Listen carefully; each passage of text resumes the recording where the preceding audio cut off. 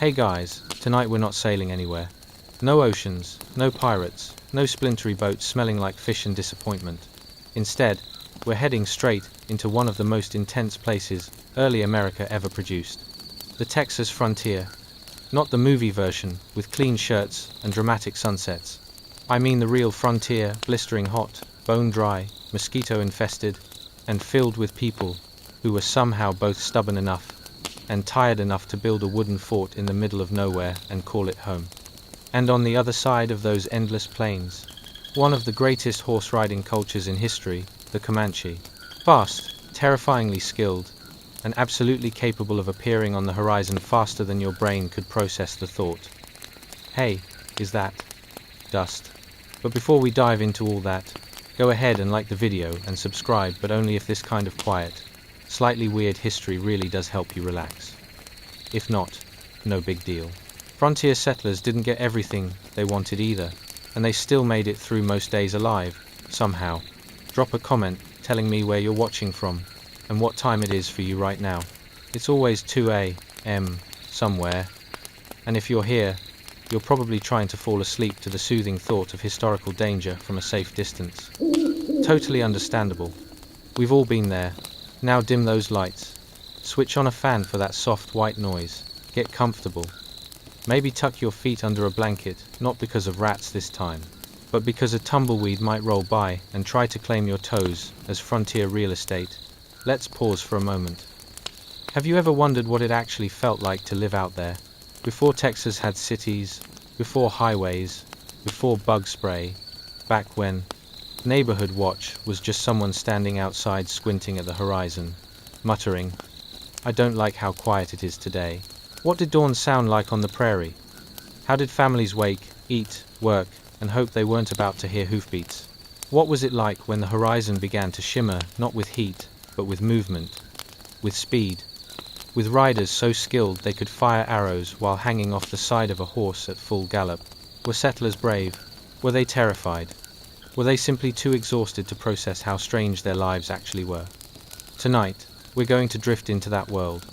Not to glorify it, not to dramatize it, but to experience it quietly, safely, gently, from the comfort of your bed. Breathe in, let the modern world fade, and imagine a landscape so big it makes you feel small, and a people so skilled they could cross it faster than anyone thought possible. This is what it was like to survive a Comanche raid, or at least, to feel the moment right before it happened. Settle in, close your eyes if you haven't already, and let the story begin. Chapter 1.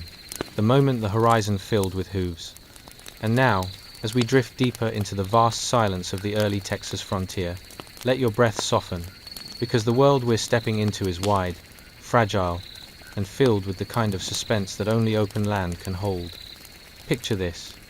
A stretch of pale morning sky, so big and so empty it almost hums. Fields of tall, whispering grass sway in slow waves, glowing gold under the first light. And in the middle of all this quiet, a rough-hewn wooden fort. Its walls are uneven, built from whatever the settlers could cut before their hands blistered. It is not elegant. It is not impressive, but it is theirs, a small island of hope carved into an ocean of open land. Inside the fort, families wake. Coffee boils over smoky fires, boots scrape against dirt. Someone sharpens a tool. Someone feeds a horse. Someone hums a hymn under their breath. The day begins the way all frontier days begin, with more work than hours, and more worry than sleep. But the horizon is watching. At first, it's nothing, just a shimmer, like heat bending the air, a trick of light, a ripple. Then, the ripple grows, spreads, thickens. Someone notices, a hand shades their eyes, a breath catches. The shimmer on the horizon darkens into movement, hundreds of shapes, small at first, then rising, swelling, spreading across the plains like a tide coming in too fast. And then the sound arrives. A low, distant rumble, not thunder, not wind, something rhythmic. Alive, hoofbeats, hundreds of them. The fields that were silent a moment ago now tremble with approaching power. Dust curls upward in pale columns, turning the soft morning light into smoke. The Comanche are coming. Dozens upon dozens, then hundreds of warriors on horseback, riding with a speed that seems unreal to anyone who has not witnessed it before. Hair flying behind them, faces painted with the fierce colors of war and identity. bodies leaning forward in perfect unity with their horses. These are men born in the saddle riders who can fire an arrow at full gallop, twist beneath a horse's neck, or disappear into the wind like ghosts. They move as one, a sweeping wave of motion across the green and gold fields, swallowing the quiet in an instant. Inside the fort, the settlers freeze, tools drop, voices hush. Children are gathered, doors close. Every heartbeat quickens with the ancient instinct that whispers, "Find shelter." But outside, on the open plains, there is no malice in the wind, only purpose. Only momentum. Only the raw, unstoppable presence of a people who ruled this land long before the fort existed. The wooden structure seems impossibly small now, almost fragile beneath the weight of the moment, as if the earth itself remembers which culture belongs to which horizon. But listen closely. This isn't a moment of violence. It is a moment of contrast, of two worlds meeting across a line, drawn in dust.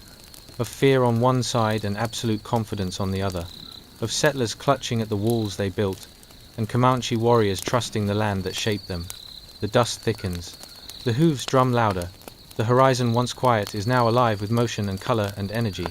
And in this suspended heartbeat of time, the fort, the families, the warriors, the horses, the grass, the sky, the dust, everything holds its breath together.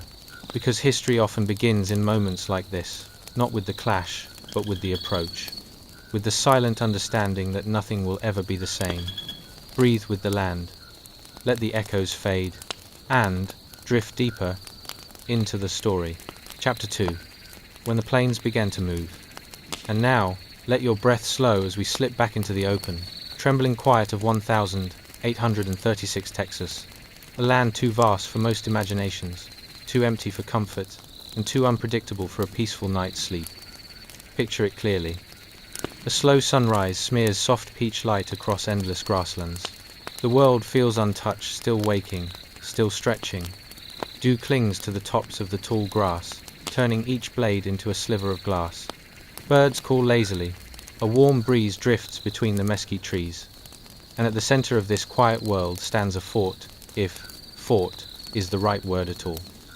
It is small, rough, humble, nothing more than timber walls hammered together by tired, hopeful hands.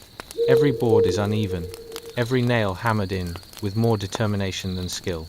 It is a shape of survival rather than a structure of strength, a reminder that the edge of the frontier was always held together by hope first, wood second. Inside, the day starts slowly. Someone stokes a fire, someone pours water into a pot. A baby cries, then quiets. A dog barks half-heartedly at a chicken. Footsteps crunch across dry dirt. A settler rubs sleep from his eyes and leans against the fence, calculating how many hours of daylight he has before the work wears him down again. Life is simple, hard, predictable, until the moment it isn't. It begins with a flicker, just a tiny shimmer far across the plain. The kind you would miss if you blinked. The kind that might be nothing more than morning heat rising. But then the shimmer grows, stretches, strengthens, as if the horizon itself is beginning to quiver. One of the settlers notices first. He squints, tilts his head, breath catching in a place he didn't expect. The light changes subtly, then dramatically as the distant shape thickens and rolls forward like a living tide. And then the sound arrives. Soft at first, a pulse, a murmur, a faint drumming beneath the earth. Hoofbeats, not one, not 10, but hundreds. The very ground vibrates a deep, rhythmic thundering that rises through the soil, through the wooden planks of the fort, and finally, into the hearts of everyone inside. The Comanche riders emerge like a storm breaking open across the plains. Hundreds of warriors streak across the grasslands, horses moving with a fluid speed that seems almost unreal. Their bodies and mounts blend into one motion, leaning, turning, sweeping across the earth as if their hooves barely touch the ground. Paint gleams on skin, feathers whip in the wind, sunlight flashes off polished weapons. These are riders shaped by the plains, men who learned balance before walking, men who carried the wind in their lungs and the horizon in their blood. They move with intention, purpose, precision, a long, rolling wave of color and motion that swallows the quiet in seconds. Inside the fort, everything stops. Voices fall silent. Coffee cools. Hands tremble. Mothers gather their children. Doors slide shut with soft, urgent thuds. No one speaks. No one needs to. The message is written across the land itself.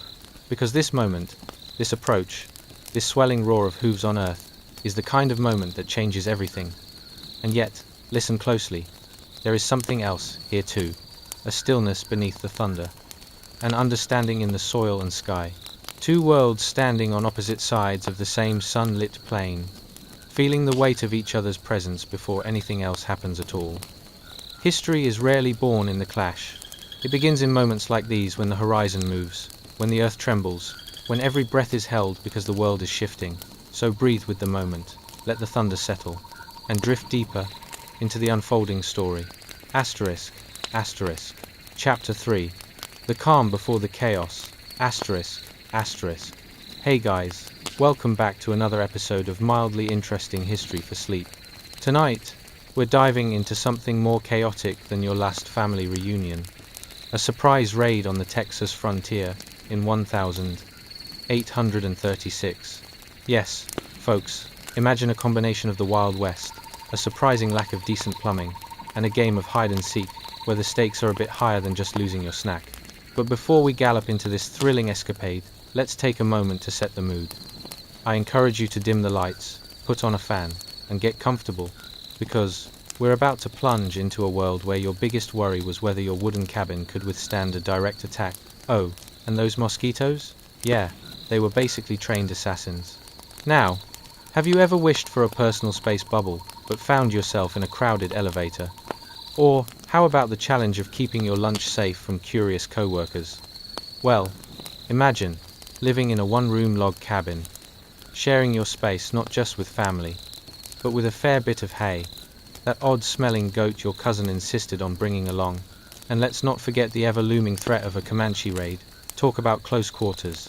But don't worry, we'll explore all this while staying cozy and maybe even chuckling a bit. Who knew history could be so absurd? Congratulations. You've just woken up in 1836 on the Texas frontier, a year when everything could go sideways faster than a tumbleweed caught in a tornado. The sun's barely up, stretching lazy fingers of light across the rugged landscape, and you feel an inkling that today won't exactly be a trip to the spa. Now, let's dive into a particularly surprising morning for one young settler woman, Rachel Parker Plummer. No, this isn't a fancy plumbing firm. Rachel's life is about as far from modern conveniences as you can get, unless you count her cousin Ben's dubious claim that wooden buckets could somehow be repurposed into water heaters. Spoiler alert, it didn't involve much heating. Rachel stands there, wide-eyed, her heart racing faster than a freight train filled with stray cattle. She watches as the initial shock of their rustic calm dissolves into pandemonium, akin to finding a family of raccoons enjoying your outdoor picnic. Except these raccoons are a bit larger and demonstrate less interest in potato salad and more in taking everything you own and possibly your livestock too. With the sound of war whoops in the distance echoing like an off-key choir of overly enthusiastic hawks, Rachel clutches her apron, a fine piece of wool hand-stitched by her grandmother, who famously declared that anything that couldn't survive a Comanche raid probably deserved to be left behind. If only Grandma had thought up a few tips on mental survival techniques. 2. The chaos unfolds around her faster than a soap opera plot twist. Neighbors run about like startled chickens, grabbing whatever they can salvage, while Rachel ponders a crucial question. Should she save the heirloom quilt, or her prized can of pickled huckleberries? Weighing her family's future against her snack stash, she feels a slight pang of panic, rather akin to realizing she forgot to bring a snack while binge-watching her favorite show. As the shouts of men blend with the clattering of hooves like an out-of-tune orchestra, Rachel vividly remembers the subtle pleasures of frontier life, like the joys of waking up to the aroma of fresh cornbread cooking on a hot stone versus dodging arrows and horse hooves. Ironically, those comforting smells are now replaced by a scent entirely new, a blend of fear, sweat, and something oddly like burnt sandalwood. One must wonder, do raiders have personal grooming routines, or is it optional under the circumstances? Over here, an unfortunate lad named Jimmy drops his entire bucket of water right at the worst possible moment. As wake up, calls go, nothing screams, start your day, quite like realizing you have no water and are rapidly losing your chances of keeping that last bit of dignity. The raids seem almost surreal, like a bizarre combination of reality TV drama and a history lecture gone haywire. One can't help but think that had TikTok existed back then, there's a solid chance Rachel would have been live streaming her escapades. And here's the moment I make my stand against a group of Comanche raiders. Number, survival theory. But here's the irony. In many ways, while outwardly chaotic, there's an incomprehensible sense of camaraderie and humor amidst the terror. Sure, you may be trying to protect your living space from marauders, but life on the frontier taught a valuable lesson. Sometimes a good gallows laugh with your neighbors is the best weapon against despair.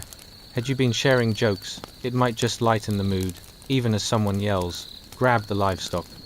In retrospect, surviving a Comanche raid requires more than just survival skills.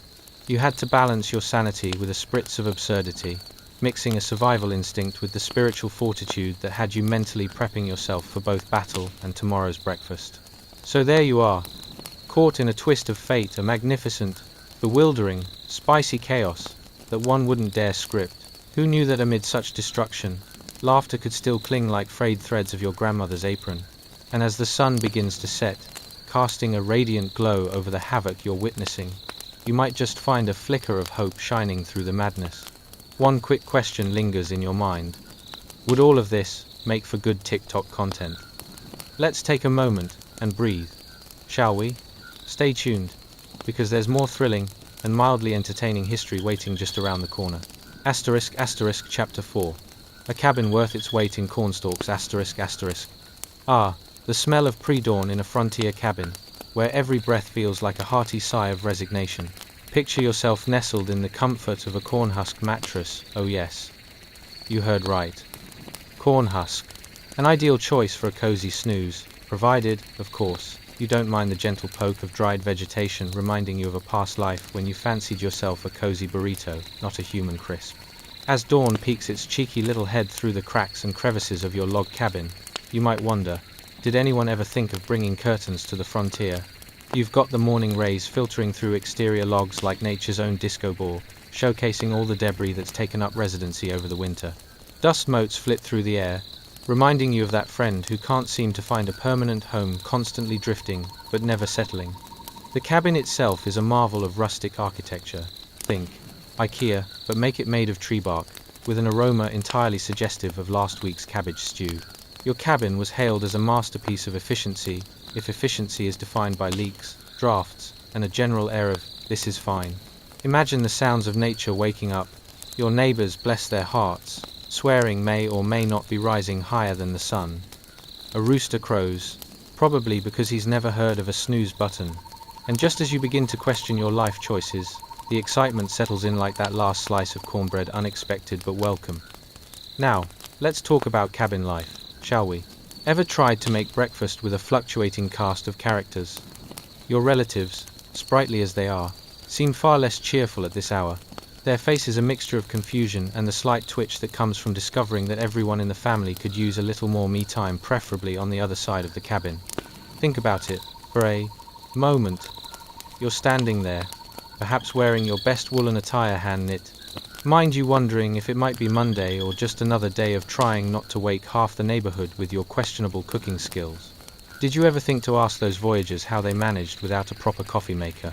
Because folks on the frontier had shifted their morning ritual to something akin to a bizarre competition in who can drink the most boiled, unidentifiable liquid before it curdles. Breakfast takes on a drama of its own, something akin to a cooking show where the stakes are depressingly low. You attempt to flip corn cakes on a roughly hewn griddle as the flames leap and dance, probably practicing your own dramatic exit should a cast iron skillet ever take flight. As it turns out, those delicacies might just be a little more like smoky mulch than your cousin Marvin's last potato salad disaster. Of course, just as you think you're safe, the unexpected hits. The cabin stillness is pierced by a not-so-friendly whooping think off-key opera singers during a tornado. And suddenly, you're not just a settler trying to conjure breakfast. You're a one-person circus cast in the lead role of time's avoiding chaos. A one-act play asterisk. Those Comanche raids might seem like a story right out of a dramatic novel. But the truth? They were as real and scary as finding a spider between your pillow and mattress, or realizing the Wi-Fi just cut out. Your first instinct is to join Rachel, our settler heroine, who's totally got her act together, while the rest of them resemble a parade of frightened chickens, flapping about to gather whatever possessions they can. thus establishing the very first frontier version of a yard sale. During the swirling chaos, as neighbors bicker about whether to take the prized quilt or the family goat, you can't help but imagine how those historical moments reflect modern-day life. Ever feel like you're packing for a long trip and can't decide what to bring? Just raise the stakes by about 12 degrees of, oh no, and toss in an impending threat. It's a fun game called Pack Your Life on a Time Limit. Rachel, bless her heart, is clutching that cornhusk quilt like it's a prize-winning art piece because, really, can you put a price on warm blankets? But as she contemplates her survival packing, you wander into a deep existential debate. The quilt is warm, but those pickled huckleberries are basically life's candy. Can you really put a price on possible snack reserves in a time of crisis? Amid all the hoopla, laughter somehow infiltrates the cabin. Yes, laughter, that ancient remedy. Underneath the panic, oddball puns and jokes emerge, proving that gallows humor was as much a lifeline as sturdy timber. The men, braving possible mutilation and emotional breakdowns, laugh at themselves, because really, what else can you do when chaos reigns? Jimmy, maybe next time let's not drop the water while we're being ambushed. Spirals into a shared chuckle amongst the mayhem. Laughter, the clandestine companion of settlers facing potential doom. So, while your cabin is on the brink of turning into a stage for an epic show of unexpected chaos, rest assured, pioneers faced the unpredictability with humor. Remember, folks may have lamented the loss of livestock, but at least no one was stealing family heirlooms, mostly because they were too busy figuring out where to hide precious canned goods from pillaging raiders. As you settle further into this chaotic morning, the glimmers of absurdity still shine through the haze of mayhem. Fighting for survival is essentially embracing life's sweetest oddities. Welcome to the frontier, where every dawn could bring battle-ready warriors, or just another family fight over the last biscuit. Take a deep breath, as we prepare to continue this whimsical ride. Keep your snacks hidden, and your humor intact. It's going to be a bumpy yet mildly entertaining ride. Asterisk, asterisk. Chapter 5. Waking up on the wrong side of history. Asterisk, asterisk. Hey guys. Everything around you feels a bit rougher than your childhood friend's beard. Tonight, we're diving into something more chaotic than your Aunt Edna at Thanksgiving dinner surviving a Comanche raid on the Texas frontier in 1836. You're in for a rollicking ride, where history meets hilarity and survival feels like a game show with unexpectedly low stakes and dubious prizes. Ever wondered how one might improvise a morning routine when faced with impending doom? Spoiler alert, it involves a lot of yelling and questionable choices. Before we leap into frontier life, take a moment, dim those lights, crank up that fan, and get cozy. Just don't get too relaxed. The Comanche are nearby, and they're in the mood for some mild mischief, or a game of how to ruin someone's day. As you settle in, ask yourself, how would you prioritize your possessions during a raid? Your cornhusk quilt, or your prized collection of spoons? Have you ever tried to cook breakfast on an open fire while someone is yelling that your house is about to be turned into a battleground? What's more essential, the last of your pickled huckleberries, or that slightly tacky portrait of your great-great-grandma you have only just met in a family scrapbook? Congratulations, you've just woken up on the Texas frontier in 1836, where the morning light filters through the rough texture of a well-loved wool blanket because, trust me, nothing says home like being reminded of all the terrible choices you've made in life. You peel yourself off your cornhusk mattress with a gracelessness that makes you feel like a confused potato. As the light streams in, it reveals the panorama of your rustic abode.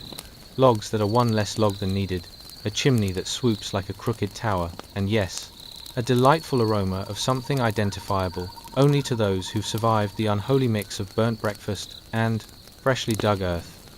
Feel that itchy wool blanket scratch against your bare skin as you shiver and say goodbye to the gentle warmth of the cornhusk. If there was a blanket comfort index, I'm pretty sure this one would rank somewhere near should have gone with an old t-shirt. You contemplate the dramatic changes in life, like how your bed back home makes you feel like royalty, while this rustic masterpiece was crafted by the great artisans of "I thought this would keep me warm." Another layer of confusion unfolds as you ponder breakfast. Would you rather have slightly charred corn cakes alongside a cup of buttermilk that tastes like it could perform its own rendition of a horror movie? As the fire flickers in defiance of your culinary skills, you'll notice how this is far less like brunch with mimosas and fluffy pancakes, and more like a jury duty meeting but somehow worse. Yes, in this life, we pride ourselves on attempting to make the best with the worst. The stillness of that glorious morning suddenly shatters like your chances of a peaceful breakfast when the unmistakable sound of whooping echoes in the distance. It's a noise that makes your stomach knot tighter than your aunt's famous spaghetti. You're not just a settler now, you're an unwilling contestant on Time's Frontier Family Feud, Endurance Edition *. But wait, mustn't let the stress ruin breakfast. Because if there's anything to look forward to, it's the frantic sprint to wrap every single thing you own in a slightly tarnished quilt, because we all know true value is subjective when a raid is imminent. Amidst the increasing chaos, there's a peculiar clarity to be found. People you thought were dull neighbors suddenly transform into the most resourceful packer in a time of crisis while clutching their half-baked breakfast. Your pal Bessie decides to prioritize taking her pet chicken, the one that never stops squawking about her great eggs. Oh Bessie, resting that hope in a cluck-cluck tactic strategy is certainly a choice. You catch a glimmer of desperate determination in everyone's eyes, all the while somehow finding humor in this absurd reality. You overhear your neighbor Jimmy, known for his terrible jokes, turning the fear into laughter. You can't always take your best china, sometimes all you need is to beat the raiders at their own game. Cue the awkward chuckle that sounds more like a hiccup than humor. During this surreal morning, laughter mingles with panic like a failed science experiment gone awry. And while everyone is busy fussing about moving livestock instead of personal belongings, the true pioneers find themselves in charming string of oddball camaraderie even if it comes labeled with a side of mortality. You half-heartedly wonder if perhaps those cans of pickled huckleberries are worth the effort after all. But just when you think the morning couldn't possibly descend any further into delightful chaos, you hear the faint sounds of galloping hooves. You're pushed to figure out who to help. Your husband, desperately trying to shoe the mule, or Grandma Miriam, who's just discovered her missing left sock of course, the one she always kept on while fighting off historical catastrophes. And as dawn breaks on the Texas frontier, a new kind of awareness envelops you like an unneeded hug. It's not just about survival. It's about how to turn a crisis into an unwelcome comedy performance. Because if there's anything worse than being raided, it's being raided while forgetting to take the homemade cornhusk biscuits. You just can't make this stuff up, can you? Laugh it out, folks, because when history raided breakfast at dawn, you'd better have a punchline ready. So buckle up, because while we've only scratched the surface of the wildly ridiculous life on the frontier, the journey is only getting started. Keep your food packed and your spirits high as we delve deeper into the absurdity of life, where morning chaos meets historical hilarity. ***. Chapter 6. The Cabin Chaos of Parker's Fort. ***. Picture this. A rustic log cabin at Parker's Fort, Texas, in the year 1836. The walls are covered in what can only be described as log chic, and the air smells faintly of smoke, chicken, and perhaps a bit of last night's supper clinging to the crevices like unwelcome guests. As the suns rise to greet the chaos, little James Pratt, the toddler with the seemingly endless energy, decides that this cozy little corner of the world needs a touch more excitement, namely, a game of tag, around the only furniture you own.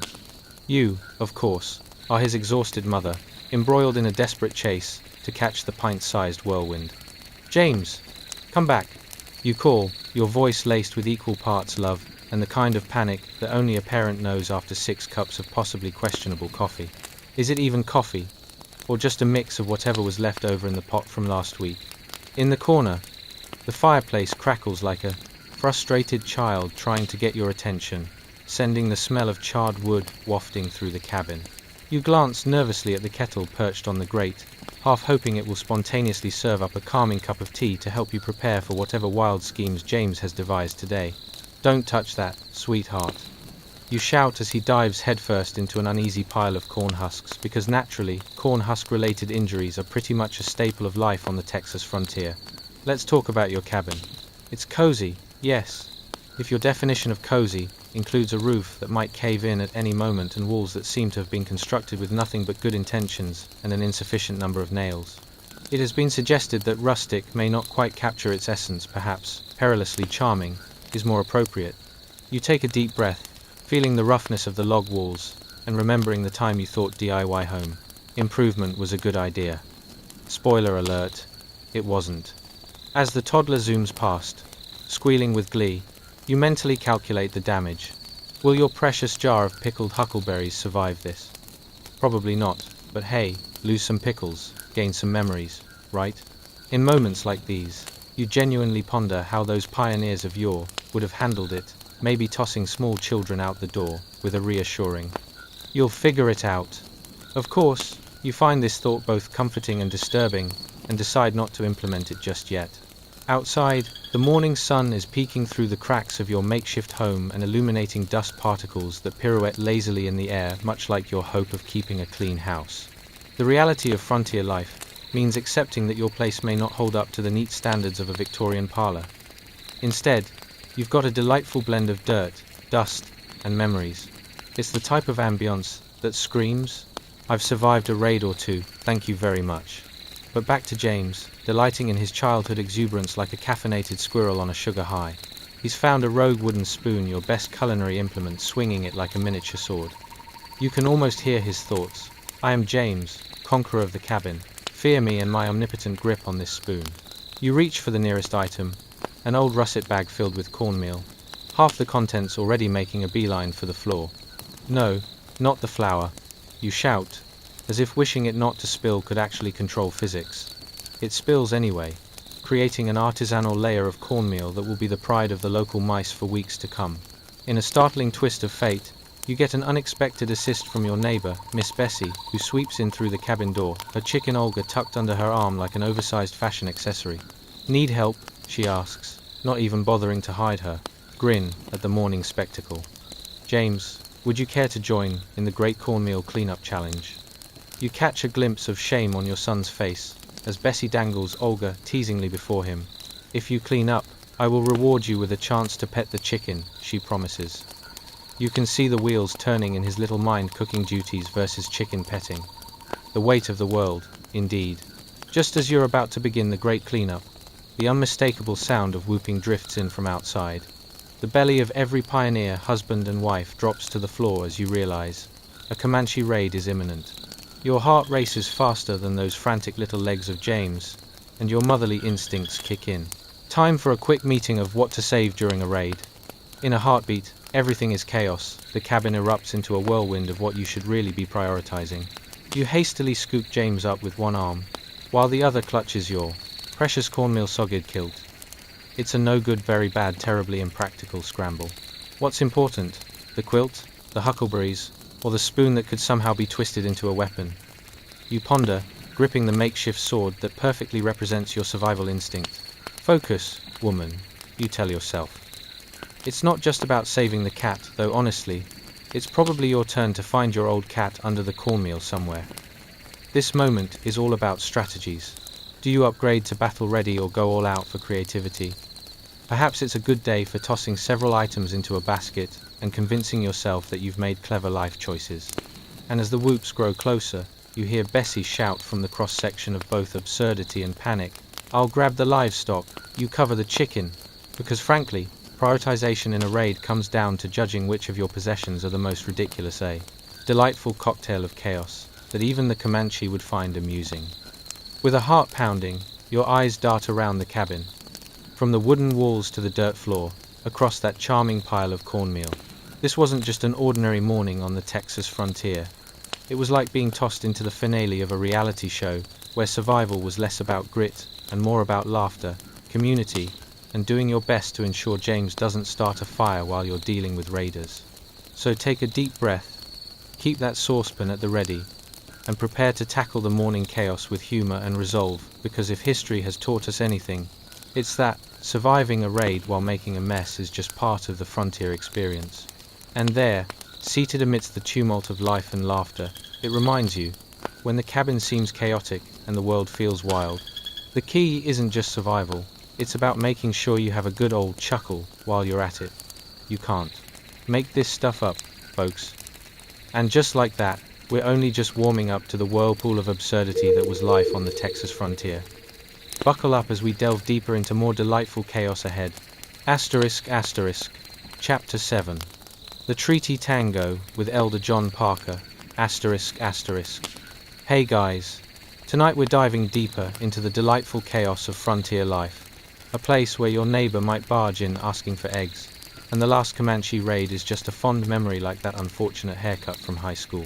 Now, imagine this. You're in a cozy fort, holding onto a peace treaty, as if it were the last piece of chocolate cake on earth. Spoiler alert, it is. But you're not here just to savor the survival skills of Old West folk. You're here to embark on an adventure that's more exciting than waiting for your microwave popcorn to pop. Before we start this wild ride through the Texas frontier, cast your thoughts on things like, what do you do when the neighbor's goat starts munching on your laundry? Or how do you negotiate peace with someone who might be angrier than your teenager on a Sunday morning? Is it awkward when you have to shake hands while trying to dodge a horde of your kids? All valid questions that our hero, Elder John Parker, must answer as he faces a gathering of anxious settlers. So, sit back, dim those lights, crank up that fan, and get comfy, because congratulations. You've just woken up in 1836, in Parker's Fort, where the biggest show in town isn't the latest dancing craze but a fragile peace treaty that everyone hopes won't end up as charcoal in a campfire. The morning sun filtered through the cracks in the fort, casting a gentle glow over the gathered settlers. They were a ragtag assembly of faces, all wearing expressions that screamed, "What now?"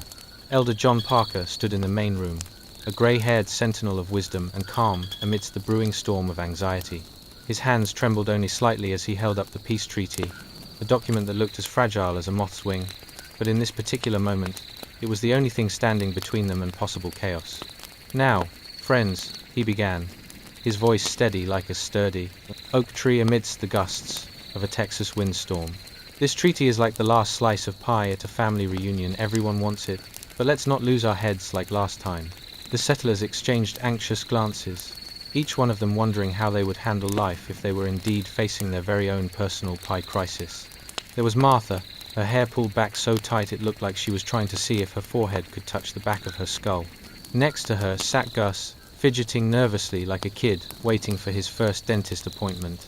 He was already contemplating the worst-case scenario, a raid, a stampede, and who knows, a stolen pie all in one day. "Elder Parker," began Gus, his voice rising in pitch. "What will we do if they show up at our doorstep, demanding tribute in the form of huckleberries and fried chicken?" Though you might think he was overreacting, the way he spoke made everyone lean in a little closer, ears perked like rabbits, near a cornfield. "Relax, Gus," Parker replied, raising the treaty overhead like someone unveiling a triumphant trophy. "This document reflects our commitment to peace with our neighbors, the Comanche, and our shared goal of cooperation. It's basically the ancient version of the phrase, 'Can we all just get along?'" The room filled with nervous snickers, each settler imagining the past few days of their lives, when negotiating peace felt less like an actual treaty and more like pleading with a cat to not knock over a very expensive vase. Who could really blame them? Living on the Texas frontier brought a host of peculiar challenges, and oftentimes awkward encounters that left everyone wondering if they might need a second career as a diplomat. "Elder, it sounds like you're asking us to hand over not just our chickens but our dignity," Martha interjected, arms crossed in defiance, as if that alone would stop the entire world. Her skepticism was not without merit. Considering the last time an emissary had arrived, he was less focused on treaty talk and more on how many pies he could consume before anyone noticed. John nodded knowingly. "Ah, yes, Martha. But trust me when I say this, pies will always be there, especially when friendly neighbors bake them. Nobody wants a world where everyone's dangling pies at each other like circus performers." A small collective gasp echoed through the fort, and it was as if everyone suddenly imagined those chaotic pie-hurling contests they'd read about in the funny papers. Several chuckles snuck through the anxious atmosphere as the tension slowly began to ebb. "Now picture this," Parker continued, pacing the floor as if putting on a show. "We send a delegation with this treaty, a few well-chosen folk who can charm even the grumpiest Comanche with sweet words and even tidier pastries. And just like that, we win their hearts, and they leave our living rooms in peace." Gus blinked, still not convinced. "So, let me get this straight. You want us to bake our way to survival?" "Precisely," Parker replied with a glimmer of mischief in his eyes. "Imagine Mr. Shaw's chocolate chip cookies, dear heavens. They could sway even the fiercest warrior. Just the smell would have them piling on the compliments faster than a dog chasing a squirrel." Laughter erupted in the room, settling the nerves of worried settlers. There's nothing like a bit of humor to lighten the urgency of potential disaster. As Parker stood there, the great bearer of wisdom, he witnessed a moment of camaraderie begin to ripple through the fort. Hope sparked through their shared laughter, making him proud to be the humble bearer of peace. So, as the settlers gathered around him, full of absurd ideas of cookies and huckleberries, Elder John Parker placed the treaty back down on the table. Remember, folks, it's not just about baking your way through a crisis. It's about connecting, finding laughter amid chaos, and perhaps ensuring your neighbor doesn't throw a pie at you next time. And it was in that moment, where nervousness and absurdity intertwined, that life on the Texas frontier once again proved to be richer and funnier than anyone might have ever expected. Because nothing says survival quite like a cheerfully chaotic treaty negotiation sprinkled with a dash of pie diplomacy. So, brace yourselves, dear listener, because just as the settlers were about to dive into their wild creative baking strategies, who knows what other misadventures lay just around the next corner of this rugged life. Keep listening, and let's see where this culinary path takes us. Chapter 8. Breakfast at the fort where every bite could be your last. Hey guys, tonight we're exploring a breakfast scene that's more chaotic than a cat on catnip. Picture this. You walk into a crowded fort on the Texas frontier, where the morning light sneaks in like an awkward guest, and the air is thick with both anticipation and the scent of slightly burned corn mush. Yes, you heard that right, breakfast on the frontier doesn't exactly scream gourmet. This is a place where the only thing thicker than the fog outside is the tension in the room. Now, you might be wondering, what would a proper frontier breakfast even look like? Is it just a bowl of mush with a side of impending doom? How many ways can you serve corn? With a dash of dusty regrets or topped with a sprinkling of yesterday's worries? And let's not even get started on the question of how long it'll take before someone mentions the last Comanche raid like it's yesterday's gossip. But worry not, dear listener. These are questions destined for the annals of mildly interesting history. So, sit tight. As the settlers shuffled in, clutching their wooden bowls like they were life rafts in a sea of uncertainty, Uncle Silas. There he was, spooning corn mush with the zeal of a man facing a feral cat. Leaning in toward his family, he switched from breakfast banter to what seemed like a clandestine warning more befitting a horror movie than a morning meal. Listen here, folks, he murmured, eyeing the door like a hawk scanning for intruders. This treaty we're clinging to, it's about as solid as a cloud in a Texas thunderstorm. We might as well be making deals with a tornado. This certainly wasn't the motivational breakfast talk that Martha had in mind when she fixed her hair with enough pins to start a small hardware store. The murmurs of agreement rose from the family gathered, settling down like a herd of anxious cows listening for someone to say the word. Raiding. Uncle Silas, began Gus, poised with his bowl. What's more likely? A raid today, or the chance I get to try Aunt Betty's blueberry cobbler before it's stolen by those Comanche? His mouth twisted in an exaggerated frown, pretending to be contemplating the dilemma as if it were national news. Ah, my dear boy, the only thing more inevitable than that cobbler going missing is the wild-eyed look of your sister when she realizes we've run out of sugar for the mush. Silas quipped, dipping his spoon into the corn mush like it held the secrets of the universe, or at least an edible version of it. As the settlers continued to gather around the long wooden table, you could feel the tension mingle with the aroma of breakfast. It was a curious mixture, sort of like the smell of wet dog and burnt toast. Each bite of the mush seemed heavy with the weight of what could potentially go wrong. The kind of breakfast where one bite could make you feel both fortified and deeply existential. You see, these meals were often more about survival than satisfaction. Tension hung thick in the air as settlers exchanged nervous glances, each of them weighing their chances of evacuation against a bowl of mush that tasted suspiciously like regret. If surviving breakfast on the Texas frontier needed a motto, it would be something like, if you're still here at the end of your meal, congratulations, you win breakfast longevity. Do you remember the last raid? Gus piped up again, wanting everyone to relive the suspenseful highlight reel of their collective trauma. Left us with nothing but an oddly shaped slab of morning beef and a sense of existential dread. Right, and as I recall, the last thing we found was Aunt Betty hiding under the dining table, frantically sketching out her inventory of failed baked goods, Silas added, relishing the laughter that rippled through the room. We could start resembling a sitcom at this. Rate one where we run out of desserts and no one makes it past breakfast. Martha shook her head, smirking at the irony of it all. Well, if surviving turns into an award ceremony for the best baked goods, I'd say we're primed for disaster.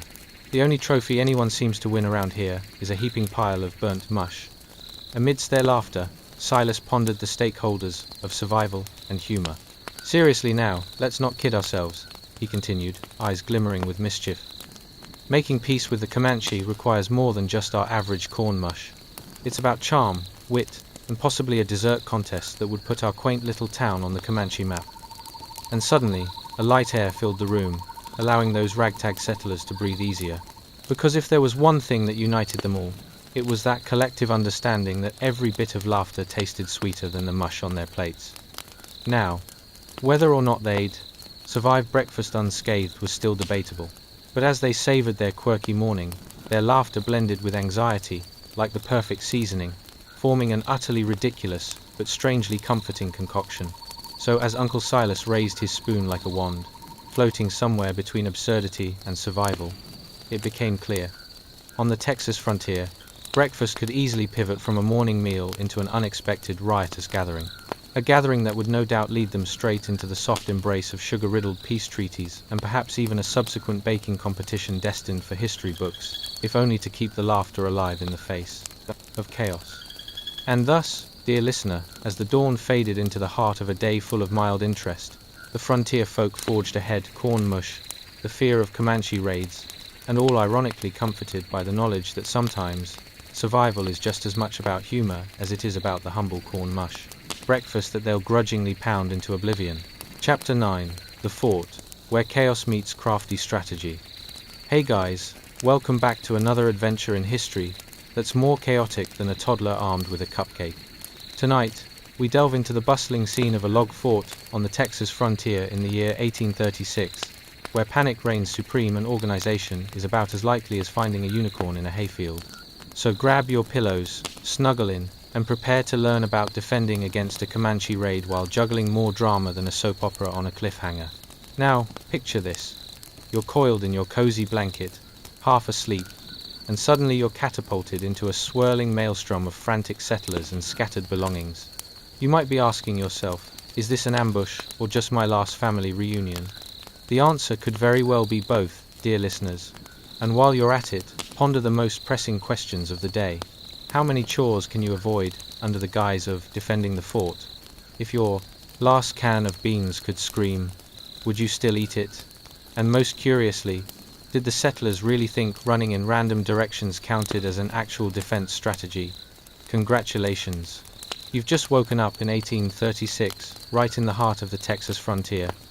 This is that slice of history where every day is a seasoned mix of anxiety, hope, and oddly enough, corn mush. You open your eyes in a fort surrounded by weathered log walls, listening to the smattering of boots and shouts. Let's set the scene. The smell of sweat, desperation, and, if you squint your nose just right, maybe a hint of that stubborn porridge from breakfast lingers in the air. It's an intoxicating aroma, akin to a fancy candle that somehow just screams overcooked mush. The fort is a bustling hive of activity. Men are diving for weapons, as if they're competing in a bizarre game of frontier twister. The fort isn't just a place of refuge, it's practically an amateur circus where everyone forgot their clown shoes.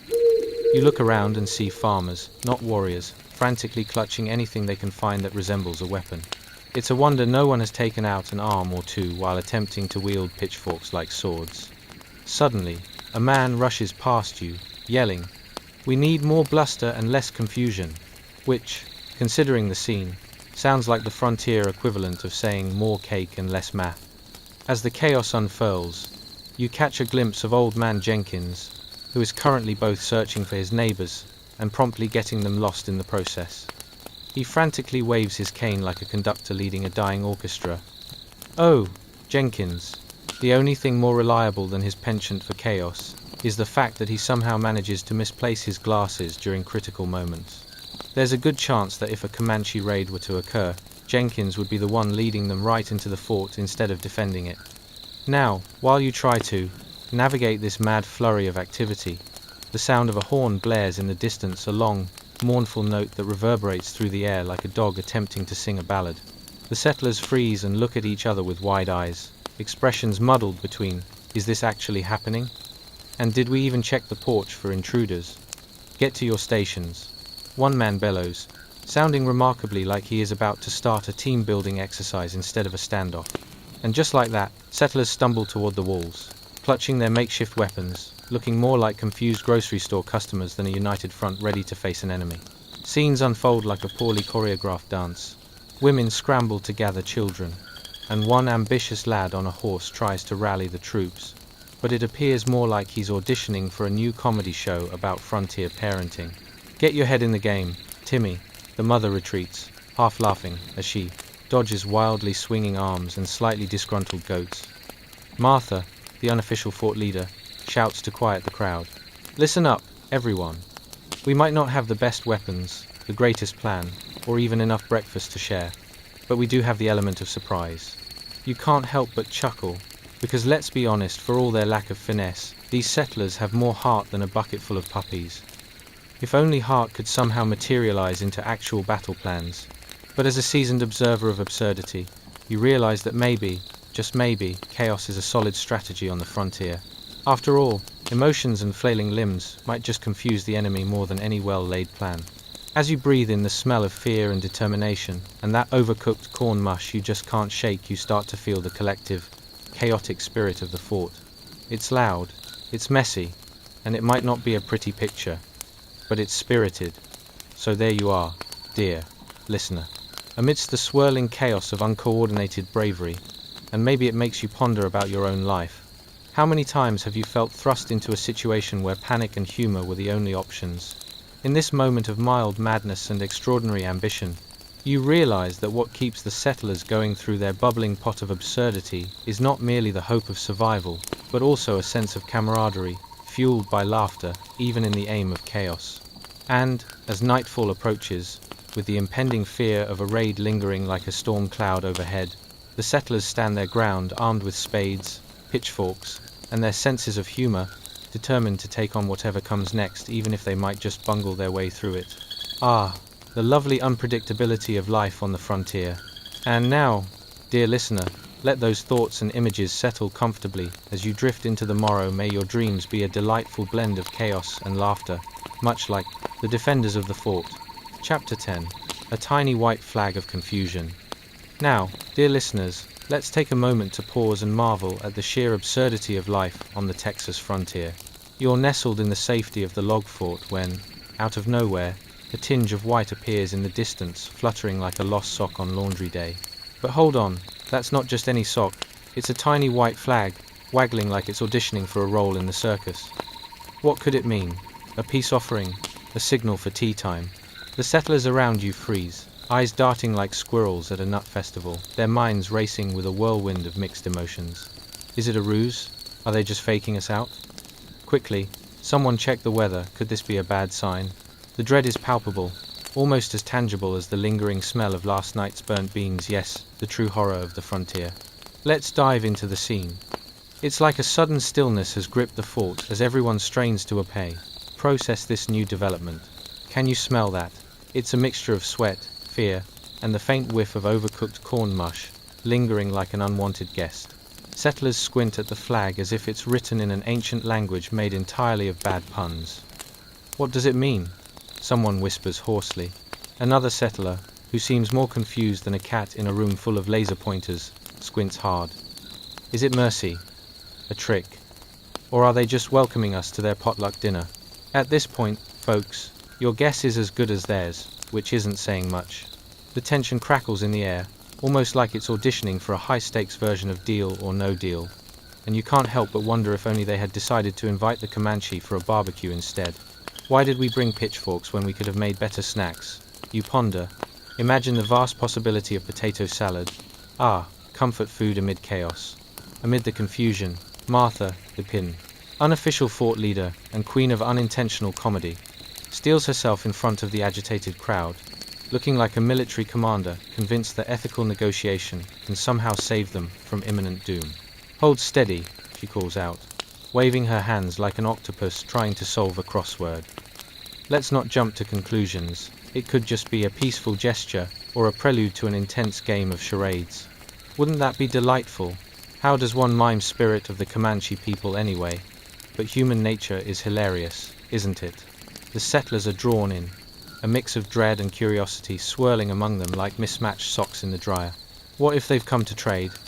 I've had enough beans to last me until the second coming, but I would smash a plate of fresh cornbread and maybe some whiskey. Could we sneak that in? Whiskey? You can practically hear the sails unfurling in their imaginations at the mere thought. A confused silence falls over the group as the white flag continues to flutter, causing both the skeptical and the optimistic to strain harder at this unorthodox situation. Perhaps it's not the Comanche trying to invade their white-knuckled existence, but simply a much-needed escape from chaos, or looking for a bizarre performance art piece featuring terrified settlers groping for survival. Now presenting. In the back of the crowd, Old Man Jenkins stands with an expression akin to someone watching a cat meme for the first time, both intrigued and horrified. "I say we toss a cabbage and see what they do," he shouts enthusiastically. "Cabbage can slay many a foe."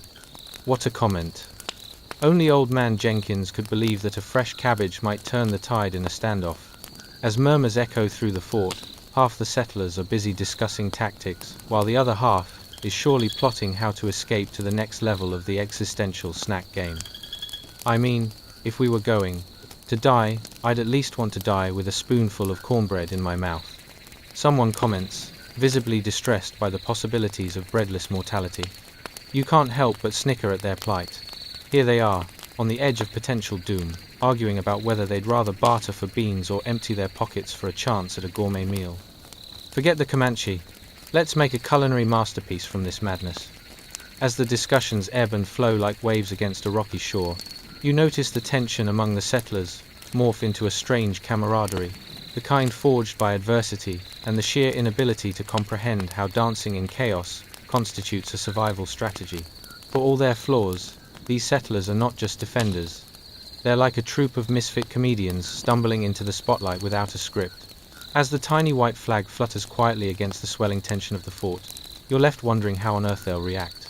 Next, will they send out a peace offering of baked potatoes, or will they instead invite the Comanche for a delightful dinner party, hoping that once you've shared a meal, all hostilities melt away? Whatever happens, it's sure to be amusing. So as you lie here, surrounded by the whimsical absurdities of surviving the unpredictability of life, remember that the Texas frontier isn't just about the fear of raids or the threat of violence. It's about finding humor in the moments when an accidental white flag sparkles like a peculiar diamond in the rugged landscape. And who knows, maybe it's the audacity of hope and humor that prevails, making the settlers not just warriors, but the most unorthodox jesters in a world that desperately needed laughing nights. Now, as you let those images wash over you like a warm hug, allow yourself to drift off into a realm where no tiny white flag could disrupt your dreams, filled instead with comical settlers and splendid feasts. Sweet dreams await, dear listener, and may they be rich with absurdity. Chapter 11. A proposition from the Comanche. Hey guys, tonight, we're diving into something as perplexing as finding your Tupperware lids after a good binge, surviving a Comanche raid on the Texas frontier. Yes, folks, prepare yourselves for a history lesson wrapped in a cozy blanket of absurdity, where every decision feels like waiting for the kettle to boil while the kitchen's on fire. Imagine this.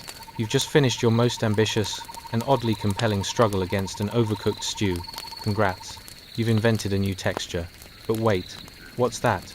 Uncle Benjamin Parker, with his grizzled grey hair and delusions of grandeur, is striding boldly to the fort's gate, his heart racing faster than a squirrel on caffeine, while Uncle Silas is wrestling with him, shouting, "It's a trap," perhaps with all the conviction of a cat avoiding a bath. Now, before we settle into the hilarity of frontier life, take a moment to like, subscribe, and comment only if you really enjoy this. No pressure though. We wouldn't dare coerce you into anything. Are you comfortably nestled yet? Comfortable? Good. Dim the lights, start a fan for that refreshing I'm not inside a log cabin breeze, and get cozy. As you slip into the mindset of these settlers, ponder this. What was it like to argue with your family about who'd last longer in the face of impending doom? Ever stared at an enemy and thought, should we negotiate over the last biscuit or battle it out? Did they consider carrying a snack bag for emergencies, like modern-day hikers? What makes a decent peace offering beans or biscuits? And most importantly, does one ever truly own a pair of boots that fit well in such tumult? Congratulations. You've just woken up in 1836, smack dab on the Texas frontier, where the air is as thick with tension as it is with the smell of horse manure and questionable personal hygiene. Picture this. Absence of your usual morning espresso is matched only by the unsettled feeling of dread as the settlers fidget nervously at the fort's entrance. Uncle Benjamin, fueled by a strange cocktail of bravado, coffee, and sheer stubbornness, stares at the encroaching Comanche warriors with a mix of admiration and naivete. It's like watching your buddy decide to provocatively dress like a hot dog at a barbecue. You cheer him on, knowing full well what roast awaits. "All right, folks, I'm going to talk to them," he declares, puffing his chest out like a peacock that's mistaken its reflection in a puddle for a rival. Meanwhile, Uncle Silas wrestles him back. "Do you think they'll appreciate your cologne? Or do you prefer a nice Bardolo? Where's my whiskey at?" The Comanche are a fierce and proud people, resilient as any group you might encounter, perhaps like your neighbor's cat who clearly doesn't care about your life choices. And here's Uncle Benjamin, arms outstretched like he's about to deliver the world's least desired TED Talk on cheesemaking. Let's have a conversation. What's more beneficial, cannibalism or baking biscuits together? We all love a good snack. As the sun glints off the warriors' painted faces, you start to think, maybe there's more to everyone's shared love for carbs than you first imagined. Was it a strategic move to offer breadcrumbs weaving camaraderie in the middle of a potential bloodbath? "Hey everyone, do you like biscuits? What about oatmeal cookies?" Just then, a conspiratorial whisper from the crowd. If they agree to join us for beans, we'll at least distract them from any imminent doom. Silence falls dramatically, laced with the kind of tension that makes you question everything you thought you understood about diplomacy on the frontier. This could either be the next big cooking show, or a tragic episode of When Settlers Go Wrong. Meanwhile, Silas is at his wit's end.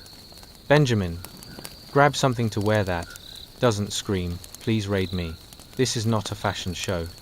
If only they had Pinterest back then. Imagine the hilarious DIY calamities of settler attire trending during raids. The smell of impending disaster looms, mingled with the unmistakable aroma of a half-burnt stew still wafting through the air. You can practically taste the regrets simmering just beneath the surface, and it tastes faintly of biscuits. But hold on, is that the sound of laughter? Yes, folks, laughter drifts across the crowd, as Benjamin presents an offering half a loaf, wrapped in his best wink and nod attempt at peace. It's like throwing a half-exploded piñata into a serious business meeting. The Comanche arch their eyebrows, exchanging glances, seemingly weighing the merits of bread versus bonfire. Laughter primarily aimed at poor Uncle Benjamin bubbles up. They can't possibly take him seriously. And yet, there's something oddly charming about a town meeting gone wild, featuring Uncle Benjamin as the flustered MC of a bake-off gone horribly awry. Can I interest anyone in a doughy peace treaty? Too much yeast? Great, it'll prove helpful for our next strategy. So, as you drift into the comical chaos of the Texas frontier, conjuring images of banditry settling into bargaining over baked goods, remember, even amid despair, humanity finds itself chuckling and overcoming challenges in absurd ways.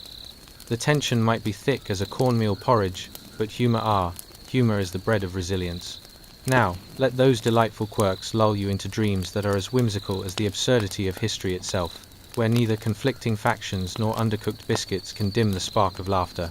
Sweet dreams await, dear listener, until we meet again in another tangled web of mildly interesting history. Chapter 12. The eerie silence of the Fort. Hey guys.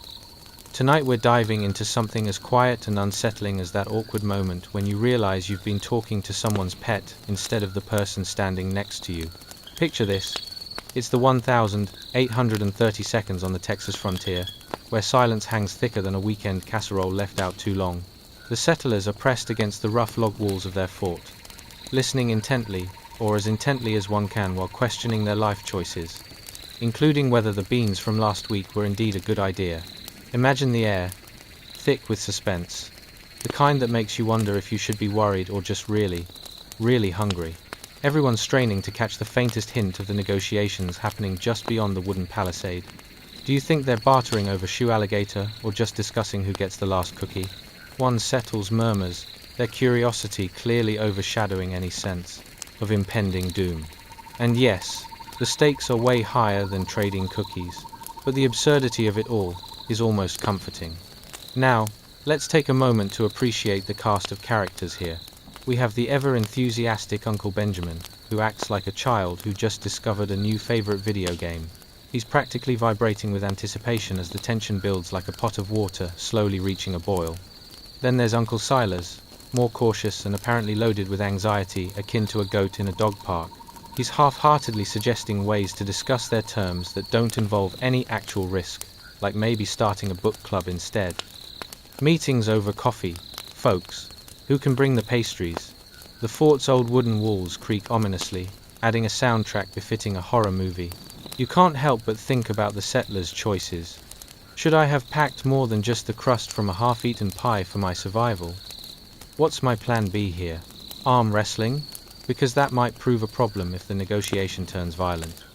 As the silence stretches, you wonder whether Uncle Benjamin's bakery negotiations will lead them to peace or pastries unfit for even a hungry crow. This isn't just any negotiation. It's an encounter with some of the fiercest warriors on the American frontier, the Comanche. Presenting a formidable front, they're armed with simple yet effective weaponry and resolve stiffer than day-old bread. To say they're tough is like saying your current diet of questionable leftovers might not be the best. And how about the settlers' concerns? There's tension in the air, but let's not forget about basic logistics. What will happen if Uncle Benjamin shares his cookie recipe and it's not well received? This is akin to showing up at a party with a gluten-free cake when everyone's looking for chocolate. The stakes, my friends, are legendarily high. The settlers glance at one another, silent negotiations of their own playing out.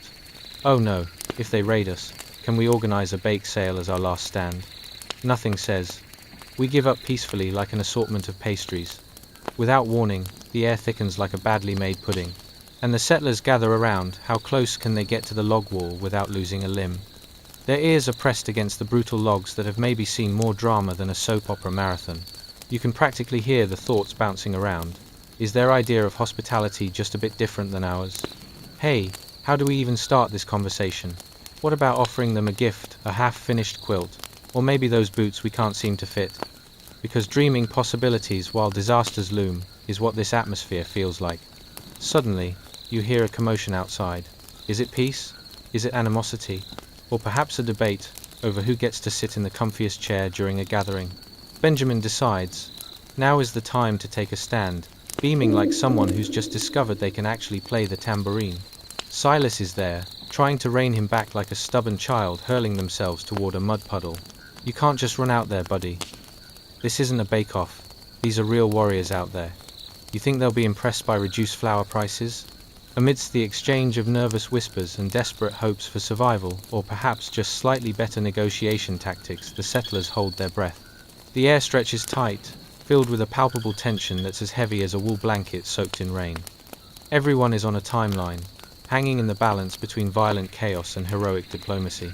But then, just as you brace yourself for the impending drama, you hear the unmistakable sound of laughter.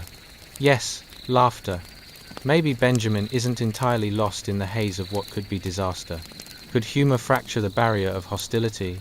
Maybe a good old joke about the weather. What's with all this wind? If I wanted a breeze, I'd have saved my last biscuit for the fan at home. The settlers exchange glances, all realizing it's indeed absurd, but perhaps just absurd enough to work. The Comanche could respond with laughter too, sparking an unexpected sense of camaraderie. Because who doesn't love a well-timed joke about biscuits and their mysterious powers as peacekeepers? So as you drift into dreams, imagining settlers balancing negotiations with baked goods, remember, even when chaos looms and enemies surround, laughter somehow finds a way to be the universal language woven into every absurd piece of mildly interesting history. A reminder that, in the spectrum of humanity, no one is truly alone, not even when negotiating parley with snacks. Sweet dreams await, dear listener, and let's meet again where quirks of history continue to unfold. Chapter 13. A Grim Report from the Frontier. Hey guys, tonight, we're diving into something heavier than your uncle's secret recipe barbecue sauce. The pulse-racing, gut-wrenching world of the Texas frontier in the 1,830 seconds. Picture it, settlers anxiously pacing like a cat waiting for their human to open the door, while the ever-looming shadow of the Comanche dances just outside their log fort, kind of like that friend who always shows up unexpectedly, just as you're in your pajamas and about to binge on leftover pizza. Imagine yourself standing there, peering over the worn, wooden railings of a fort, feeling more like a barricade procrastinator than a brave defender. The air is thick with anticipation, like when you're in line at the DMV and just know you've got the lucky number that gets called last.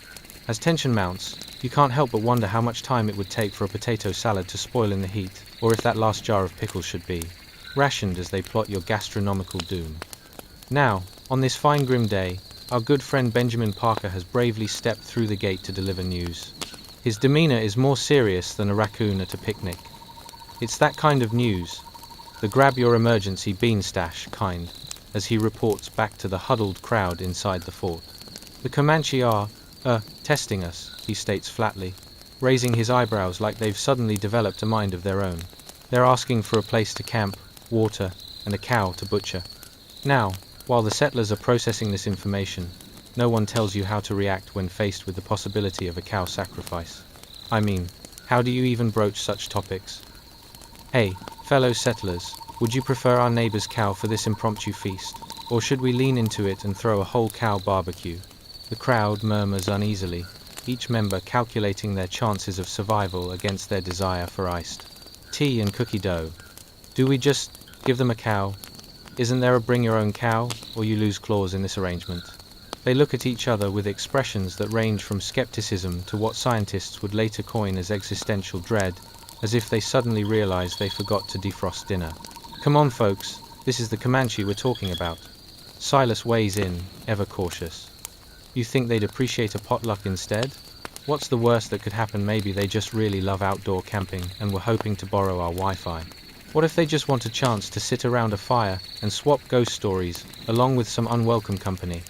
The sounds emanating from outside the fort become sharper, the distant clop-clop of horses, the rustling of grass, almost as though the Comanche warriors are tuning up for a showdown, or perhaps rehearsing for a community theater production titled Fierce Warriors Gone Wild. Whatever they were planning, it wasn't exactly a recipe for relaxation. As Benjamin turns back towards the fort, his shoulders seem to sink under the weight of unshakable responsibility. Ladies and gentlemen, they are armed to the teeth and Times, definitely Times not here to offer us their secret barbecue sauce recipe. He sighs, knowing full well the gravity of their predicament, as he wipes a bead of sweat from his brow. You can almost picture the settlers now, lumbering around nervously, each convinced the next move is as crucial as deciding where to eat dinner while avoiding the dreaded food truck with suspicious options. Who has the culinary diplomacy skills needed for this moment? Who can say, "Here, take a cow, but could we also interest you in our fine selection of cornbread and prairie grilled applications?" In the distance, sounds of laughter, the guffaws of the Comanche slicing through the tense atmosphere like a comically misplaced banana peel might in the middle of a serious debate. Only here, you have fierce warriors debating the best way to roast a cow instead of discussing the local gossip about prairie dogs. Everyone, aim for the cow's times other times side. Surely we can outsmart this situation with humor. Silas attempts yet another idea, desperately trying to think of a solution that pushes any possibility of violence. Perhaps the settlers should just host a potluck. Let's invite them in. Maybe share a recipe or two. I heard the lady down the way makes a mean brisket. But in reality, all of this absurd dialogue humor seemed utterly inadequate. The settlers standing inside the fort realized they were not just friends, sharing snacks, but people trapped in a slice of history thick as molasses, and more precarious than a toddler with a crayon on a pristine wall. As the day dragged on, and the shadows grew longer, a grave sense of uncertainty lingered in the air, thick as double cream in a churning churn. The settlers were all weighing their options, like calculating their leftover takeout, not entirely certain what was going to hit them first, a raid, or the realization they did, indeed, forget to pay their cow taxes. In a moment of desperation or outright absurdity, the settlers wondered not just if they could avert a disaster, but if they could make the Comanche laugh. Why not show them a good old-fashioned Texas hoedown? Surely that would brighten up their day. Who wouldn't want to kick up their heels after asking for a cow? And somewhere out there, across the prairie, the laughter lingered, casting a strange lightness on what might turn out to be a dark and tumultuous page in their history. A reminder that even on the brink of chaos, a chuckle may just serve as a spark of hope. So, dear listener, the next time you find yourself in a particularly sticky situation, like perhaps at a family BBQ gone disastrously wrong, remember Benjamin Parker, Silas, and the settlers trying to negotiate their lives away. With a side of cow, humor, and the occasional reckless idea, because the real history often hides behind a curtain of comedy waiting to be uncovered. Chapter 14, The Final Warning. Hey guys, tonight, we're about to dig deep into something more high stakes than a game of musical chairs at a family reunion where everyone's overly competitive. The world of frontier life in 1836 Texas. Imagine yourself as a settler in the wild, wild west, where the only thing more dangerous than a Comanche raid is trying to find out what time it is without a watch. So, grab your feather pillows, dim the lights, and settle in as we embark on this historical adventure, a journey fraught with danger, laughter, and a hearty helping of absurdity. Notice how that creaky floorboard sounds. Yeah, definitely not your imagination. But hey, it keeps it real, right? And speaking of being real, have you ever experienced the heart-racing terror of someone stealthily approaching your house, only to discover it's just your neighbor coming to borrow some sugar? Or possibly worse, your cat deciding it's the prime moment for an unexpected ambush? Well, dear listener, buckle up, because the settlers in Texas didn't have sugar or house cats to soothe their nerves. They had risk and panic, a volatile duo if there ever was one. Now, let's throw you into the thick of it. Congratulations. You've just woken up in 1836, somewhere on the vast, dusty expanse of the Texas frontier, where the cowboys are not yet on their horses, and being given a friendly warning feels suspiciously like a scripted horror movie. As the sun hangs low in the sky, casting long, ominous shadows that might as well be wearing sombreros, you find yourself standing on a weathered porch at a settler's homestead. Close your eyes and hear it, the rustle of leaves, the distant sigh of the wind, and the sound of a father's voice breaking through the fog of quiet, tension buzzing in the air like an overly caffeinated bumblebee. Let's zoom in on that father. Let's call him Henry, and his daughter, little Sally, who is more focused on twirling her pigtails than the impending doom surrounding them. Henry stands there, his face stricken with seriousness, the undeniable mask of a man who's seen more than his fair share of frontier drama. You know the type, the sort who could wring drama from a flat tire and a squirrel. Listen up, Sally, he says, squinting as if he's trying to read the future in the clouds. If you hear shooting, I want you to run. Don't look back. His finger jabs toward the prairie like it's a compass pointing towards safety. You can almost see the scenario unfolding, like a poorly staged school play where everyone forgot their lines. Run, don't look back. Sounds so simple, doesn't it? But in the heat of a crisis, what does run even look like? Is it a slow jog, the kind you might use when trying to catch the ice cream truck? Or is it a full-on sprint, as if a particularly angry bee has decided you're its target? Sally, however, is still focused on her hair. But what if I trip? She asks, because it's clearly not a moment for an existential crisis on tripping etiquette during a Comanche raid. What do you mean, what if you trip? If they shoot, just run, Henry insists, flapping his arms around like he's trying to land a spaceship with a side of dramatics.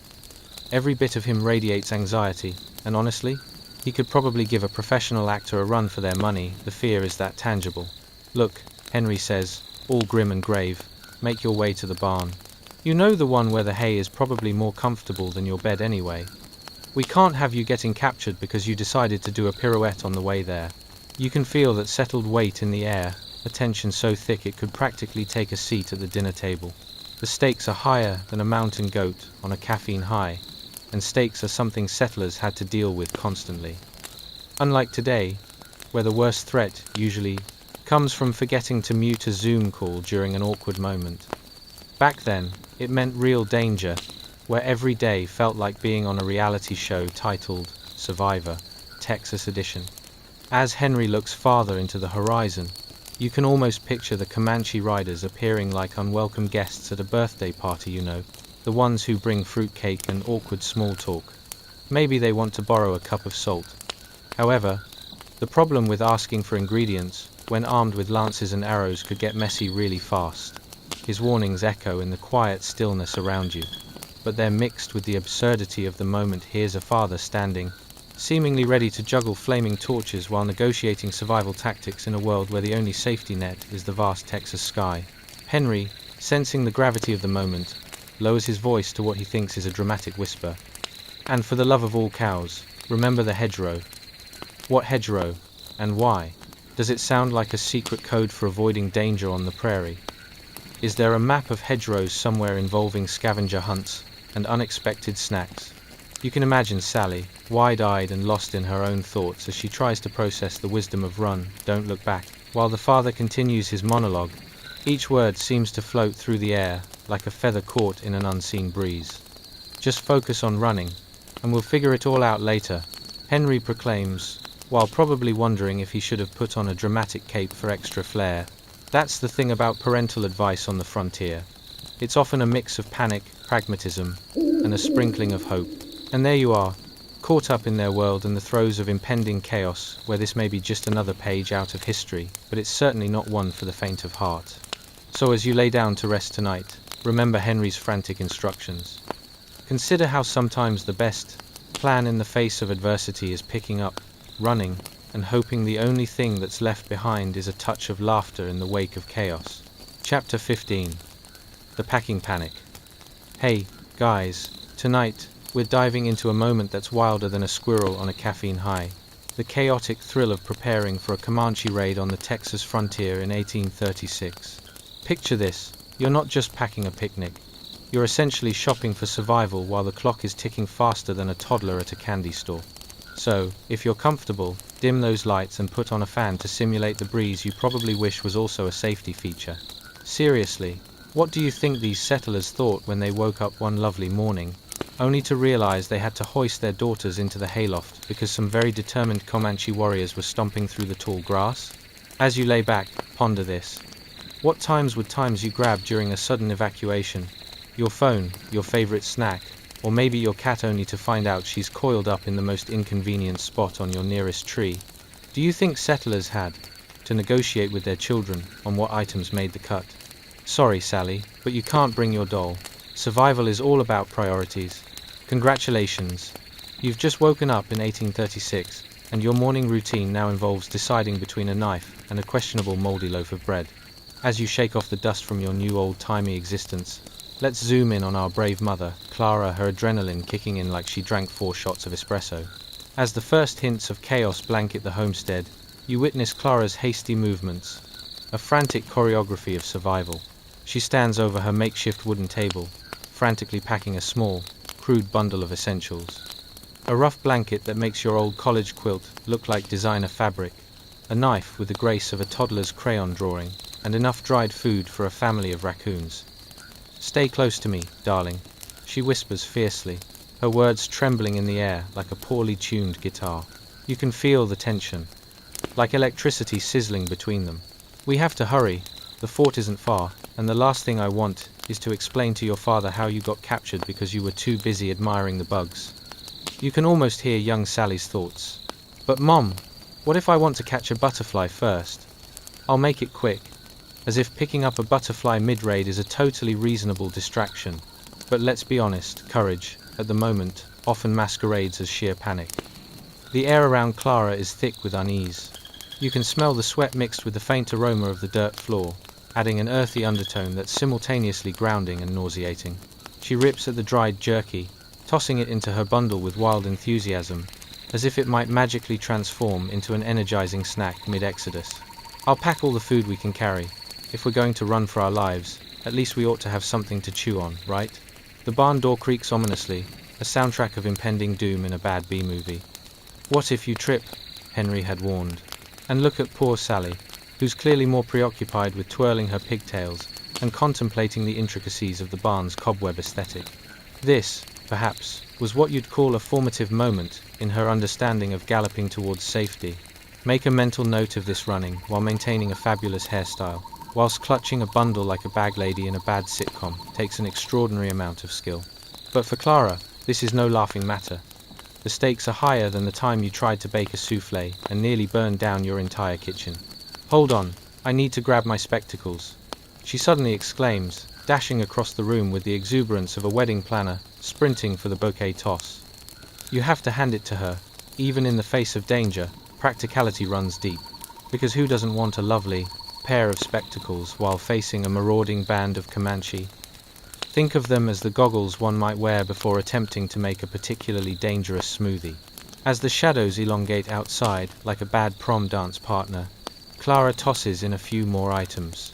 The odds and ends she considers essential for survival, like a half-open jar of pickles, because you never know when you'll need a snack. Just grab what you can. If we make it to the fort, we'll sort this whole survival kit business out later, she shouts, launching into panic mode with the grace of a gazelle on roller skates. As Sally looks up, her eyes wide with confusion, Clara realizes the little girl's entirely fixated on a family portrait that now seems to laugh at the absurdity of the moment.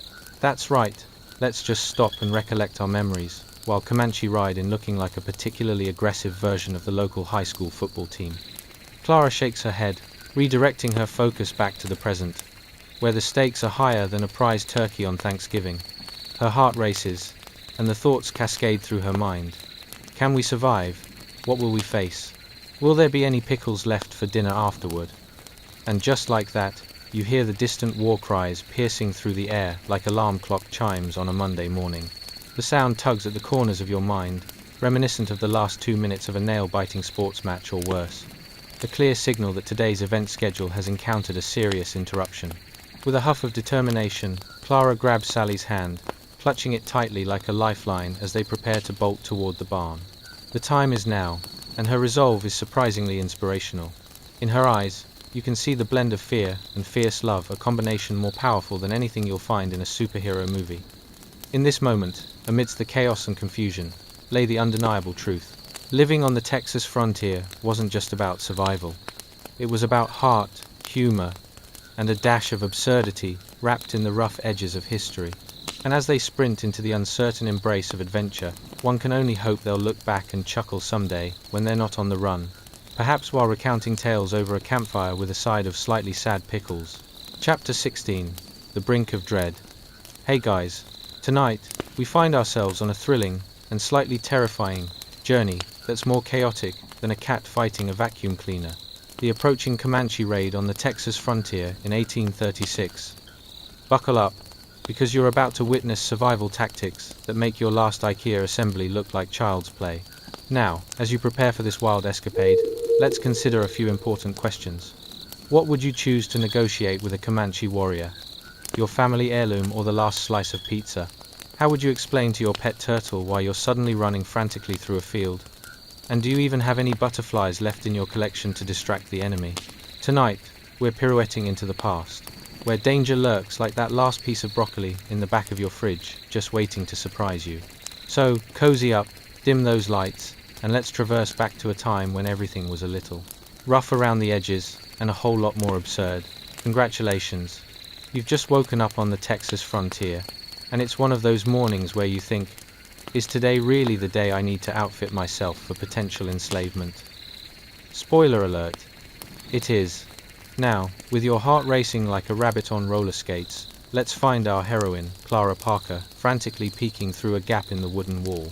You can see her, eyes wide, peering past the splintered edges, as she watches her husband, Benjamin, bravely approach a group of stern-looking Comanche leaders, who must be thinking, what sort of circus act is this? The warriors spread out silently like a well-practiced team of ninjas preparing for a surprise attack. Clara's breath hitches, not just in fear, but because she suddenly remembers she forgot to pack her favorite charm necklace. Oh well, charm has never been favored against arrows. The atmosphere around her is thick, the scent of the dusty homestead, mingling with the faintest whiff of cattle. It's a delightful bouquet of impending doom, you might say. Just beyond the wooden wall, Benjamin stands, clutching his rifle like a lifeline as he tries to channel his best heroic self. Except, admittedly, he looks more like a bewildered sheep than a valiant knight at this moment. What exactly is running through Benjamin's mind? Maybe he's negotiating for time, or perhaps he's simply trying to avoid stepping on the kind of less than gentle prairie detritus that seems to leap out at one's feet in moments of utmost seriousness. It's like playing a weird game of hopscotch while wearing shoes 5 sizes too small. The fear is palpable as Clara watches him, frozen between admiration and sheer panic. As Benjamin opens his mouth to speak, the silence turns into an orchestra of heartbeats, each thump loud enough to rival even the strongest of marching band performances. The group of warriors stares, glancing at each other with expressions that could only be described as a mix of curiosity and slight confusion, like they just got hit by a truck that promised a 3-hour lecture on the importance of needlepoint. Clara's fingers tremble with the thought of what could happen next. What would you do? she ponders. Shall I create a dramatic distraction, or should I bake them some cornbread and hope for the best? Unfortunately, cornbread isn't readily available in a crisis, and there's just the urgent sense that Benjamin might have tried to barter for time the same way he barters for the best piece of meat at the market. It's then that you realize Clara must be part superhero. Why? Because despite the gravity of the situation, she finds herself instinctively tweaking her hair, because in crisis moments, looking after your appearance can feel oddly reassuring. Just a quick adjustment, and voila, a befuddled hero amidst a century of chaos. Perhaps she has aspirations of becoming a frontier Instagram influencer, after all. But as the tension builds, Clara's mind spins into overdrive, with thoughts of how she might orient her own bargaining skills if Benjamin doesn't come through. Would she negotiate with the Comanche by belching a tune from her favorite folk song? Hey, fellas, how about a sing-along instead of a sword fight? Tricky situation, but you never know what might win them over. Meanwhile, back at the ranch, the Comanche warriors begin to huddle closer, forming an ominous circle around Benjamin, and Clara can swear they're definitely sharing a laughing fit, probably over a poorly executed joke about a farm hat and a goat. The silence thickens again.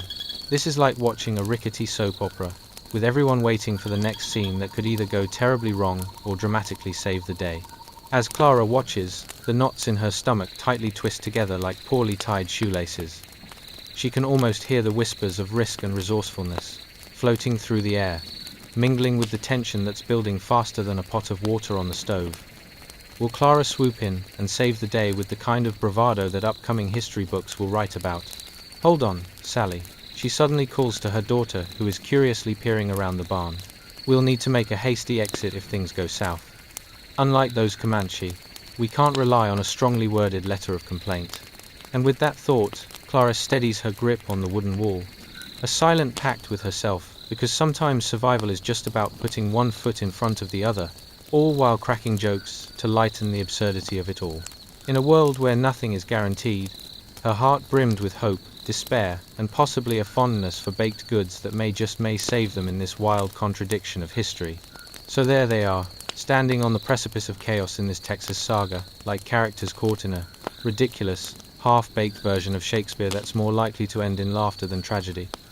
Let's see how the rest unfolds, shall we? Chapter 17. The Clamor of Armageddon. Picture this. It's a serene Texas morning in 1836.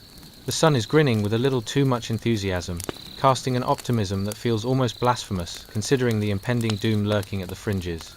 And just when you think it's safe to admire the view, Uncle Silas, who possesses a voice remarkably akin to that of a startled goose, bellows like a man being chased by a particularly irritable bear. Fort men, alert, there's trouble brewing, and I'm not talking about my latest batch of sourdough. Your heart does a somersault that would make any acrobat proud, and you glance anxiously at Clara, whose fortitude mirrors a deer caught in headlights. Are those the sounds of galloping hooves, or did Uncle Silas accidentally kick one too many pots? The air crackles with tension, like the feeling you get right before you attempt to navigate the self-checkout line at the grocery store without the assistance of a polite cashier. As Clara's stomach flops around like a confused fish, this is when you remember this isn't just another day at the ranch. The Comanche are advancing, and their idea of a good time usually doesn't involve idle chit-chat and pie. It's more like an extreme sports demo, featuring heritage violence with a side of plunder. No thanks. You can picture it now, a bunch of Comanche warriors weaving through the Texas grasslands with the grace of gazelles, all while your watchful eyes are glued to Uncle Silas. What's he doing? Right, shouting like he's training for a role in some avant-garde opera. To arms! Prepare the defenses! And all while half the fortified men scramble about like headless chickens, because let's face it, organization wasn't exactly the frontier's strong suit. Suddenly, they're not just idle fort men. They're swept up in a chaotic frenzy that makes supermarket Black Friday sales look positively civil. A rifle clatters against the wooden beams as someone stumbles while grabbing their gear, and you can't help but think, do these guys possess any concept of personal space? The noise reaches a crescendo of panic, akin to an amusement park ride gone wrong, the kind where your brain begs you to pull the emergency brake but your friends crank the joy level dial to 11. But helplessness? Not Clara's style. She pulls herself together like a woman powered by caffeine and a protective instinct. Calm yourself, Sally, she shouts over the din. If you see anything that looks like trouble, remember, it's worse than your cousin's dance moves at the last family reunion. A distant, chilling war cry rings through the air, and your imagination starts dancing like it's auditioning for a reality TV show, each thud of a horse's hoof rattling your senses. You squint through the gaps in the wooden palisade. This is no casual visit. The Comanche aren't here to play tiddlywinks. You might as well be staring into the dark abyss of your laundry basket, which, incidentally, is probably just as terrifying. As the sky darkens with the shadow of riders, your ears strain to catch any semblance of conversation happening beyond the wooden walls. You know, I once underestimated the power of a good ambush. One Comanche warrior might quip to another, not quite grasping the tension of the situation. What's his name again? Benjamin. Let's see if his mother raised him to be useful out here. The absurdity of it strikes you. It's like watching a Shakespearean comedy unfold, where every actor is overly dramatic and clueless. Just imagine Clara, with her morning curls standing on end, trying to negotiate with wild savagery while explaining the finer points of etiquette. Excuse me? Before we proceed with this whole declaration of war, can I interest you in freshly baked cornbread? Just as laughter threatens to bubble up, a dreadful wave washes over you. It's the wave of realization. Weapons are poised, lines of demarcation drawn, and Clara's dream of suddenly becoming a renowned figure in frontier diplomacy hangs in the balance. Great, you think. All we need now is for someone to yell to infinity and beyond, and we'll be entirely lost to history. But suddenly, amid the unprecedented chaos, gusto overflows in Clara. She knows her next move, instinct kicking in like a coiled spring, pushing past fear. It's time for a strategy, she calls out, garnering all the attention like a very enthusiastic coach at a scrappy sports team. You can almost see Uncle Silas puffing up with pride. Maybe this woman can save their hide after all. Scrambling across the barricade, Clara seeks to delegate tasks. You, bring me flour, probably not for bread, but as a distraction, and someone get the chickens. We'll need them for, well, reasons. Flustered grins break across the faces of the men. After all, who wouldn't get behind her? Wild-eyed woman, promising chaos with a side of poultry. But then, just as tensions reach a boiling point, all thoughts of impending doom give way to another stark reality. Just remember, Sally, Clara echoes. If things go south, we'll make a run for it. But for now, keep your jokes at the ready. We want them laughing, not fighting. And there you have it, the absurdity clashes with reality, humor colliding with the dire circumstances at hand. Despite the clamor of a Comanche raid, sometimes a little levity is the best form of defense.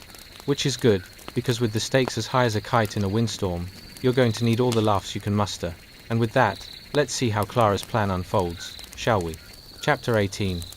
A mother's grit and the confused toddler. Picture it. A Texas frontier homestead, clinging to the notion of being a safe haven.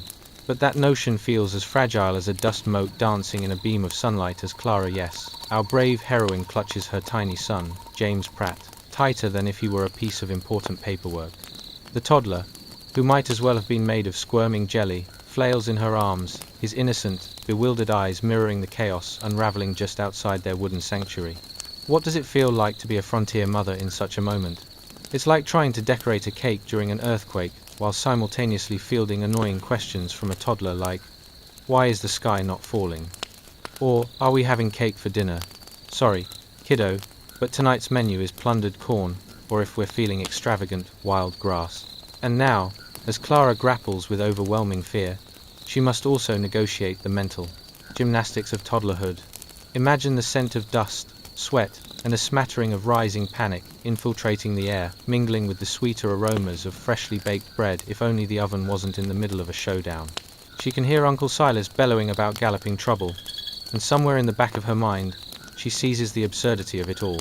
Why can't I just be worried about finding a penny on the floor, like a civilized person? Clara thinks, endeavoring to maintain her grasp on sanity, while firmly against the idea of a full-blown Comanche raid. Suddenly, the initial panic is disrupted by a particularly loud plea from James, who appears oblivious to the urgent nature of the world unraveling outside. He gazes up at Clara and asks, in a voice higher than a rabid cricket's, "Mummy, why are we being brave? Can I be scared instead?" An excellent question, James. It's like asking if there's a chance of rain when the sky is already being dramatic. Yet, Clara, bless her smoldering resolve, tightens her grip on her wiggly son.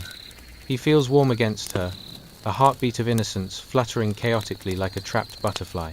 Their love can withstand arrows, but what about the occasional spilled milk? We're brave because we have to be, my little squish. She parrots back like a mother warrior from a cheesy adventure tale. As the distant war cries echo, she wonders how many mothers would brag about their bravery on social media if they had Wi-Fi. Spoiler alert, 0. The air grows tense, thick with adrenaline and the potential for lowest-rated reality TV show situations. Okay, Clara, she thinks, time to play the mom card. She glances down at James, whose face bears an expression suggesting that he's contemplating the meaning of life and why his toy horse hasn't decided to magically ride itself yet. Just think of it this way, darling, she says with the kind of calm that only a mother facing impending doom can muster. What if your stuffed horse was in trouble? We'd rally together, right? Like the Avengers of stuffed animals, propagating hope in a climate of chaos. A superb blend of gallows humor and love. A sudden wave of shrill screaming punctuates their moment, a sound not unlike your last birthday party, where your uncle thought he could impress anyone with his dance moves. But no, this is not a party. This is a mighty call to arms. Your jovial frontier-style barbecue just took a very sharp right turn towards horror movie.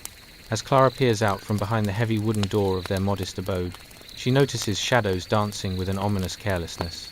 Poised in the brilliance of the Texas sun, the Comanche warriors look like a cross between an Olympic equestrian team and a band of hyperactive puppies. What kind of chaos are they even planning? She wonders while trying to keep half an eye on her son.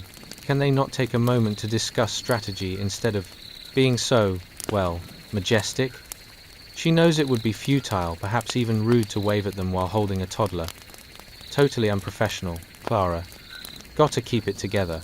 Meanwhile, James, with his toddler enthusiasm for life, giggles loudly, oblivious to his mother's fear as he beams at the incoming chaos like it's the world's worst rodeo. Look, Mommy, horses! They're so fast! It's in this strange juxtaposition, fear colliding with innocence, that Clara finds a flicker of determination ignited by her child's naive enthusiasm. Somehow, that spark feels like a future meme. When your kid thinks you're at a horse show, and all you wanted was a quiet night. And thus, the absurdity spins into overdrive. As the Comanche war cries grow louder and closer, Clara steels herself against the onslaught of chaos, a strategy forming inside her mind. Time for some frontier diplomacy. If I can just get them to pause for a moment and take interest in my cornbread recipe. She could almost imagine a Comanche warrior politely interrupting her with a raised hand. Excuse me, madam, but do you have grain-free options? Not today, folks, not today. Clara gathers what composure she has left, finds her mum voice, the one that can silence even the loudest toddler tantrums, and prepares for whatever wild situation awaits her. James, oblivious as any toddler can be, points animatedly at the approaching chaos. Mommy, can we ride the fast horses too? The sweet innocence of youth, blissfully blissed out and heartfelt. Ah, to be a child of the frontier, where adventure lurks behind every sweeping hem of your mother's apron. And as Clara gathers herself and her famous cornbread recipe, just in case her thoughts flit to her husband, wherever he might be, possibly constructing an overly elaborate fortification made out of stale bread loaves and good intentions back at home. Because that's how frontier life is, really, surviving the chaos of half-planned raids and unfiltered toddler commentary, one day at a time. Ah, the ultimate irony. All this madness might just make for the most memorable bedtime story ever, if everyone survives. And so, dear listener, let's find out how Clara transforms from a worried mother into an unlikely hero amidst the madness, all in the name of preserving a few slices of cornbread and, maybe, a toddler's sanity. Shall we? Chapter 19. The Pregnant Dash of Desperation. As Clara peers outside her wooden fortress, the scene morphs into a chaotic ballet of chaos and impending doom. She is caught somewhere between being a frazzled mother and an unintended leading lady of a particularly bad Western film, which is probably the worst role anyone could have when a Comanche raid is in the air. Picture this. Your innocent cravings for a warm cup of tea have morphed into a heightened demand for survival, as the air shimmers with impending chaos. Much like a microwaved burrito, that's just a bit too eager to explode. Run! Her mother's voice rings out, echoing through the dramatic tension like a fanfare in an awkwardly staged musical number. Clara's internal monologue is far less graceful. Running while pregnant, oh sure, let me just hula hoop my way across the Texas frontier. It's like trying to sprint while wearing a particularly obstinate beach ball strapped to her belly. And believe me, it's not winning any Olympic medals today. The ground is uneven, a treacherous mix of rocks and dirt that decidedly doesn't feel like the smooth pavement you dream of for your magical escape. In fact, it's more akin to an obstacle course designed by a particularly cruel deity craving amusement. Each step she takes feels like a negotiation between gravity and her center of balance, which has inexplicably decided to go on vacation. Clara stumbles, her arms flailing like the windmill of fate, grasping at the hope that her mother, with a voice that could shatter glass, is still somewhat close behind. As Clara makes her awkward exit, her thoughts race. What's the worst that could happen? She winces at her question. That's like asking, what's the worst that could happen on a blind date with someone who thinks washing hands is optional? The answer is, quite a lot. But logic is a blunt instrument in a moment like this, and so she pushes forward, propelled by the primal urge to survive. The wild cries of the Comanche warriors reverberate through the air, shattering the serene facade of a peaceful homestead, proving yet again that nothing is ever as calm as it appears. Was that a war cry? Or did someone just step on a squirrel? She wonders briefly, half expecting a raucous band of warriors to come loping over the hills like eager dogs. It truly is the kind of situation where one's options are limited. Should she practice her best impression of an acrobat, or make a break for safety like a decidedly ungraceful gazelle? Clara, keep moving, is her mother's insistent voice, mingling eerily with the sounds of chaos as she imagines being pursued by not just any typical raiders, but the kind who ride horses more gracefully than she can even walk. It's almost laughable, if not so terrifying. Clara's mind flits back to her childhood, where she once wanted to be a ballerina, but she's pretty sure this ragtag run would result in a solid F in any dance class. Clara's breath quickens, her heart pounding in sync with her frantic steps. She can't help but notice the silhouette of her future child, cocooned and unknowing, as she sways awkwardly. You're taking the belly dance experience too literally, child, she thinks wryly. Could you perhaps refrain from the pregnancy antics while we escape danger? But of course, this is not how life works, especially on the frontier. Mommy, are we playing tag? James's voice pierces through the storm of tension, innocently baffled as only a child can be while chaos reigns around. Sweetheart, this is no time for games. But if we must play tag, let's at least make sure we aren't it when the Comanche find us. She quips inwardly, channeling every ounce of absurd humor she can muster. Each step is punctuated by her own internal monologue. Running across rough frontier land should win an award for the most unhelpful function ever. It's like jogging on a plate of tacos. What have I even done to deserve this?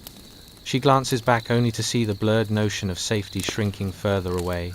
If she was being chased by a pack of enthusiastic kittens, rather than seasoned warriors, it might almost feel comical. The screams of her mother pull her back to focus. Keep going. You can do it. And that motivation, however ridiculous it sounds, kicks her into high gear. I can do this. Just me and my beach ball belly together, we will conquer the horizon. It's not exactly a battle cry, but hey, good intentions matter too, right? As she barrels forward, the pungent scent of dust, sweat, and a faint whiff of barbecue, courtesy of yesterday's forgotten lunch, wafts through the air. Why does it always smell like barbecue when I'm trying to outrun imminent doom? She thinks, marching through the chaos in a haze of absurdity. Clara knows this isn't a fairy tale, yet she imagines herself leading her very own epic adventure, a comedic hero in a absurdly gritty story. Oh, for the love of mustard. This will make for the best dinner table story, if we survive, she mutters, determined to push through every clumsy panic-filled step. One day, I'll be able to tell my child how I almost became a human pinball during a Comanche raid. That should certainly make them proud. And just as they seem to hit the peak of chaos, as she fumbles ahead, her heart thundering like a marching band off-beat, Clara finds an element of strength swelling within her, a flicker of defiance against chaos itself. So, fate, she muses as shadows draw nearer. Let's see if I can make it to safety before I survive a new blend of frontier cardio I never signed up for. What she doesn't know is that humor and calamity have been her unfailing allies through this wild affair, and perhaps her rendition of motherhood has only just begun amidst the urgency of the moment. Chapter 20. thunderous hooves of lawlessness. Now, let's talk about the ground shaking beneath your feet. The earth trembles like it's auditioning for the role of the world's most temperamental symphony conductor. Those thunderous hooves you hear? Yes, you guessed it, Comanche warriors are on their way, laughing and whooping with the kind of enthusiasm normally reserved for a summer carnival. Only here, the game is not musical chairs, but figuring out how to survive the next few minutes with your sense of dignity intact.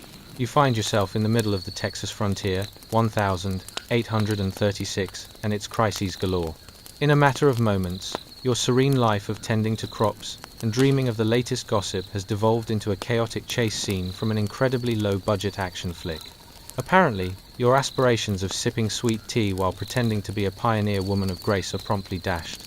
Instead, you are alternatively dodging arrows and flagging down your family's survival instincts like a lost tourist in a desert without a map or a good pair of shoes.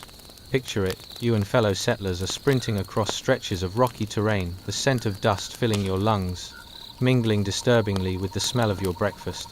Those burnt biscuits you merely shelved aside an hour ago because you thought, how bad could it get? Spoiler, it could get pretty bad. And now, those biscuits may be the least of your issues.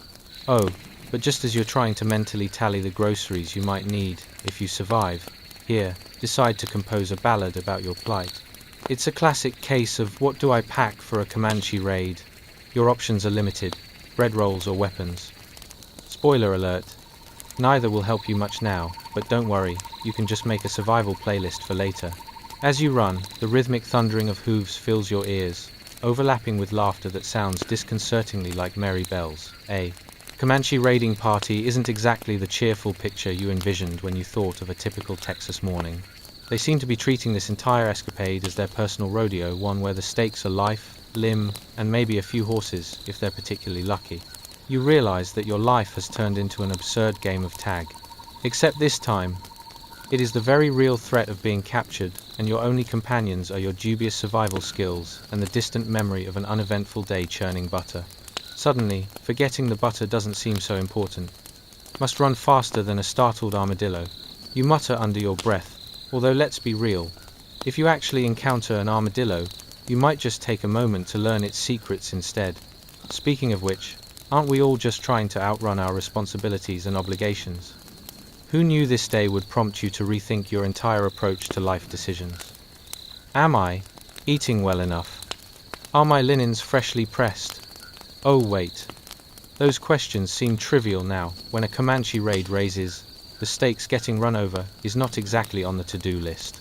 Noticing the riders swooping around, cutting off your escape routes, their horses moving with such grace you feel like you're on the wrong end of a tragic comedy. It'd almost be entertaining, if not for the fact you're imagining yourself in the blooper reel. You're the main character, but your ridiculousness is not quite ready for a Hollywood spotlight.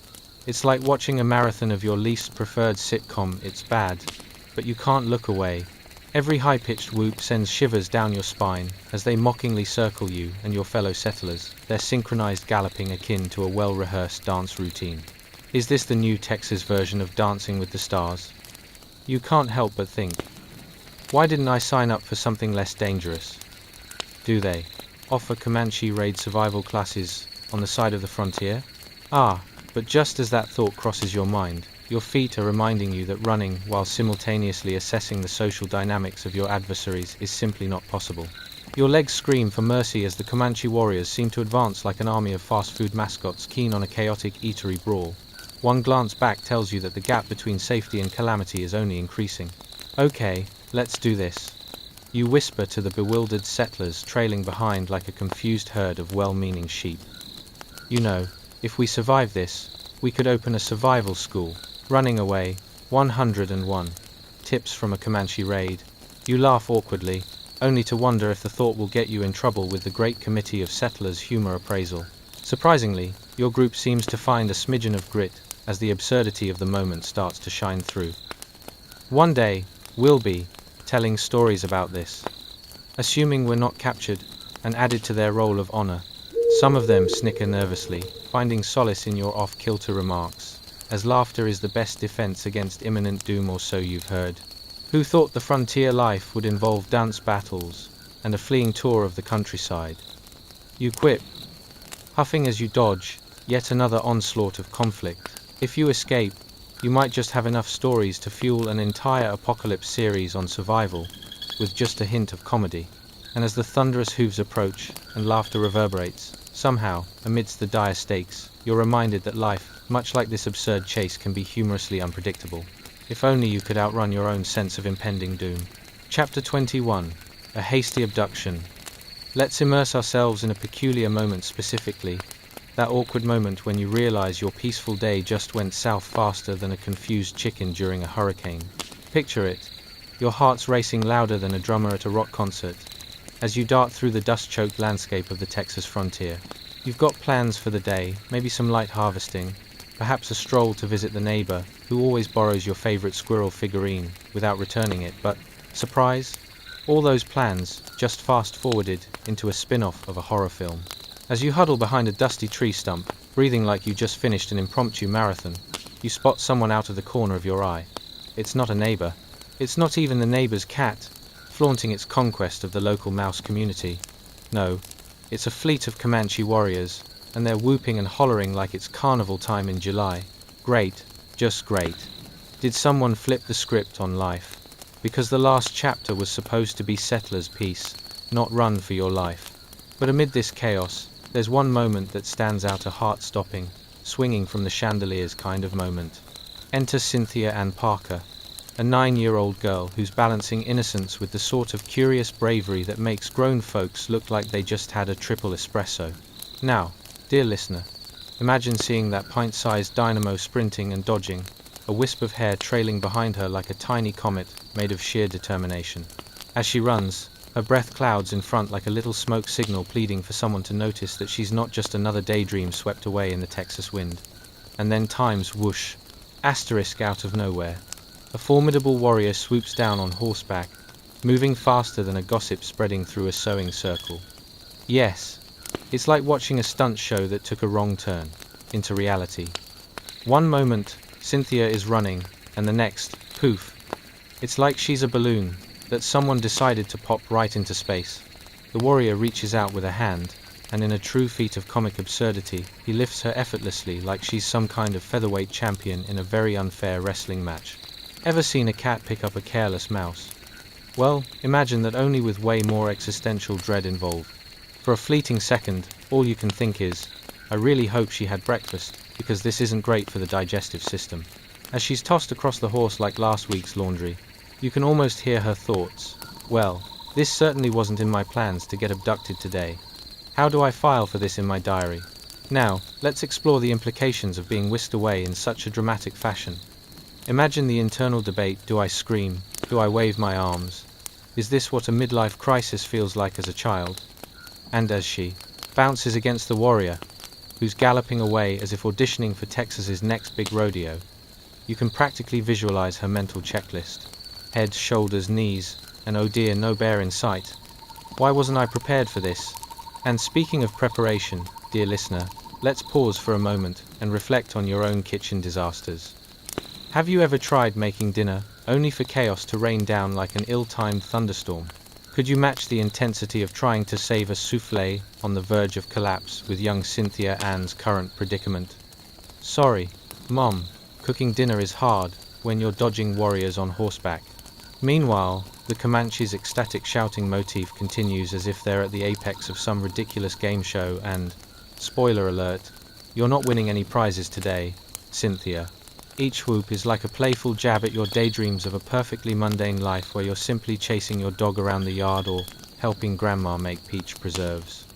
As the horses gallop away, kicking up dust, the world around them transforms.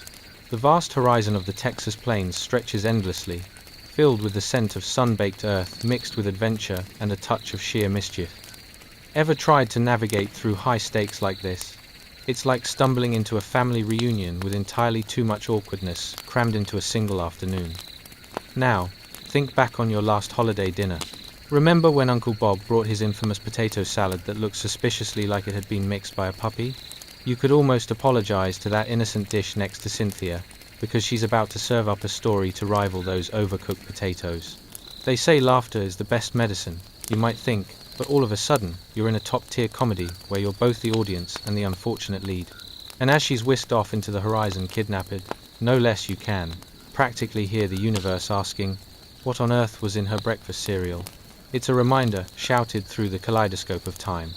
Life's curveballs will always throw you for a spin, and if you find yourself on the wrong side of a dramatic horse chase, always remember, humor is most definitely a survival strategy. Because when you're dealing with Comanche raids and the tragic comedy of life, you can either worry about what comes next, or accept that your new niche may just land you in the unexpected adventures of Cynthia.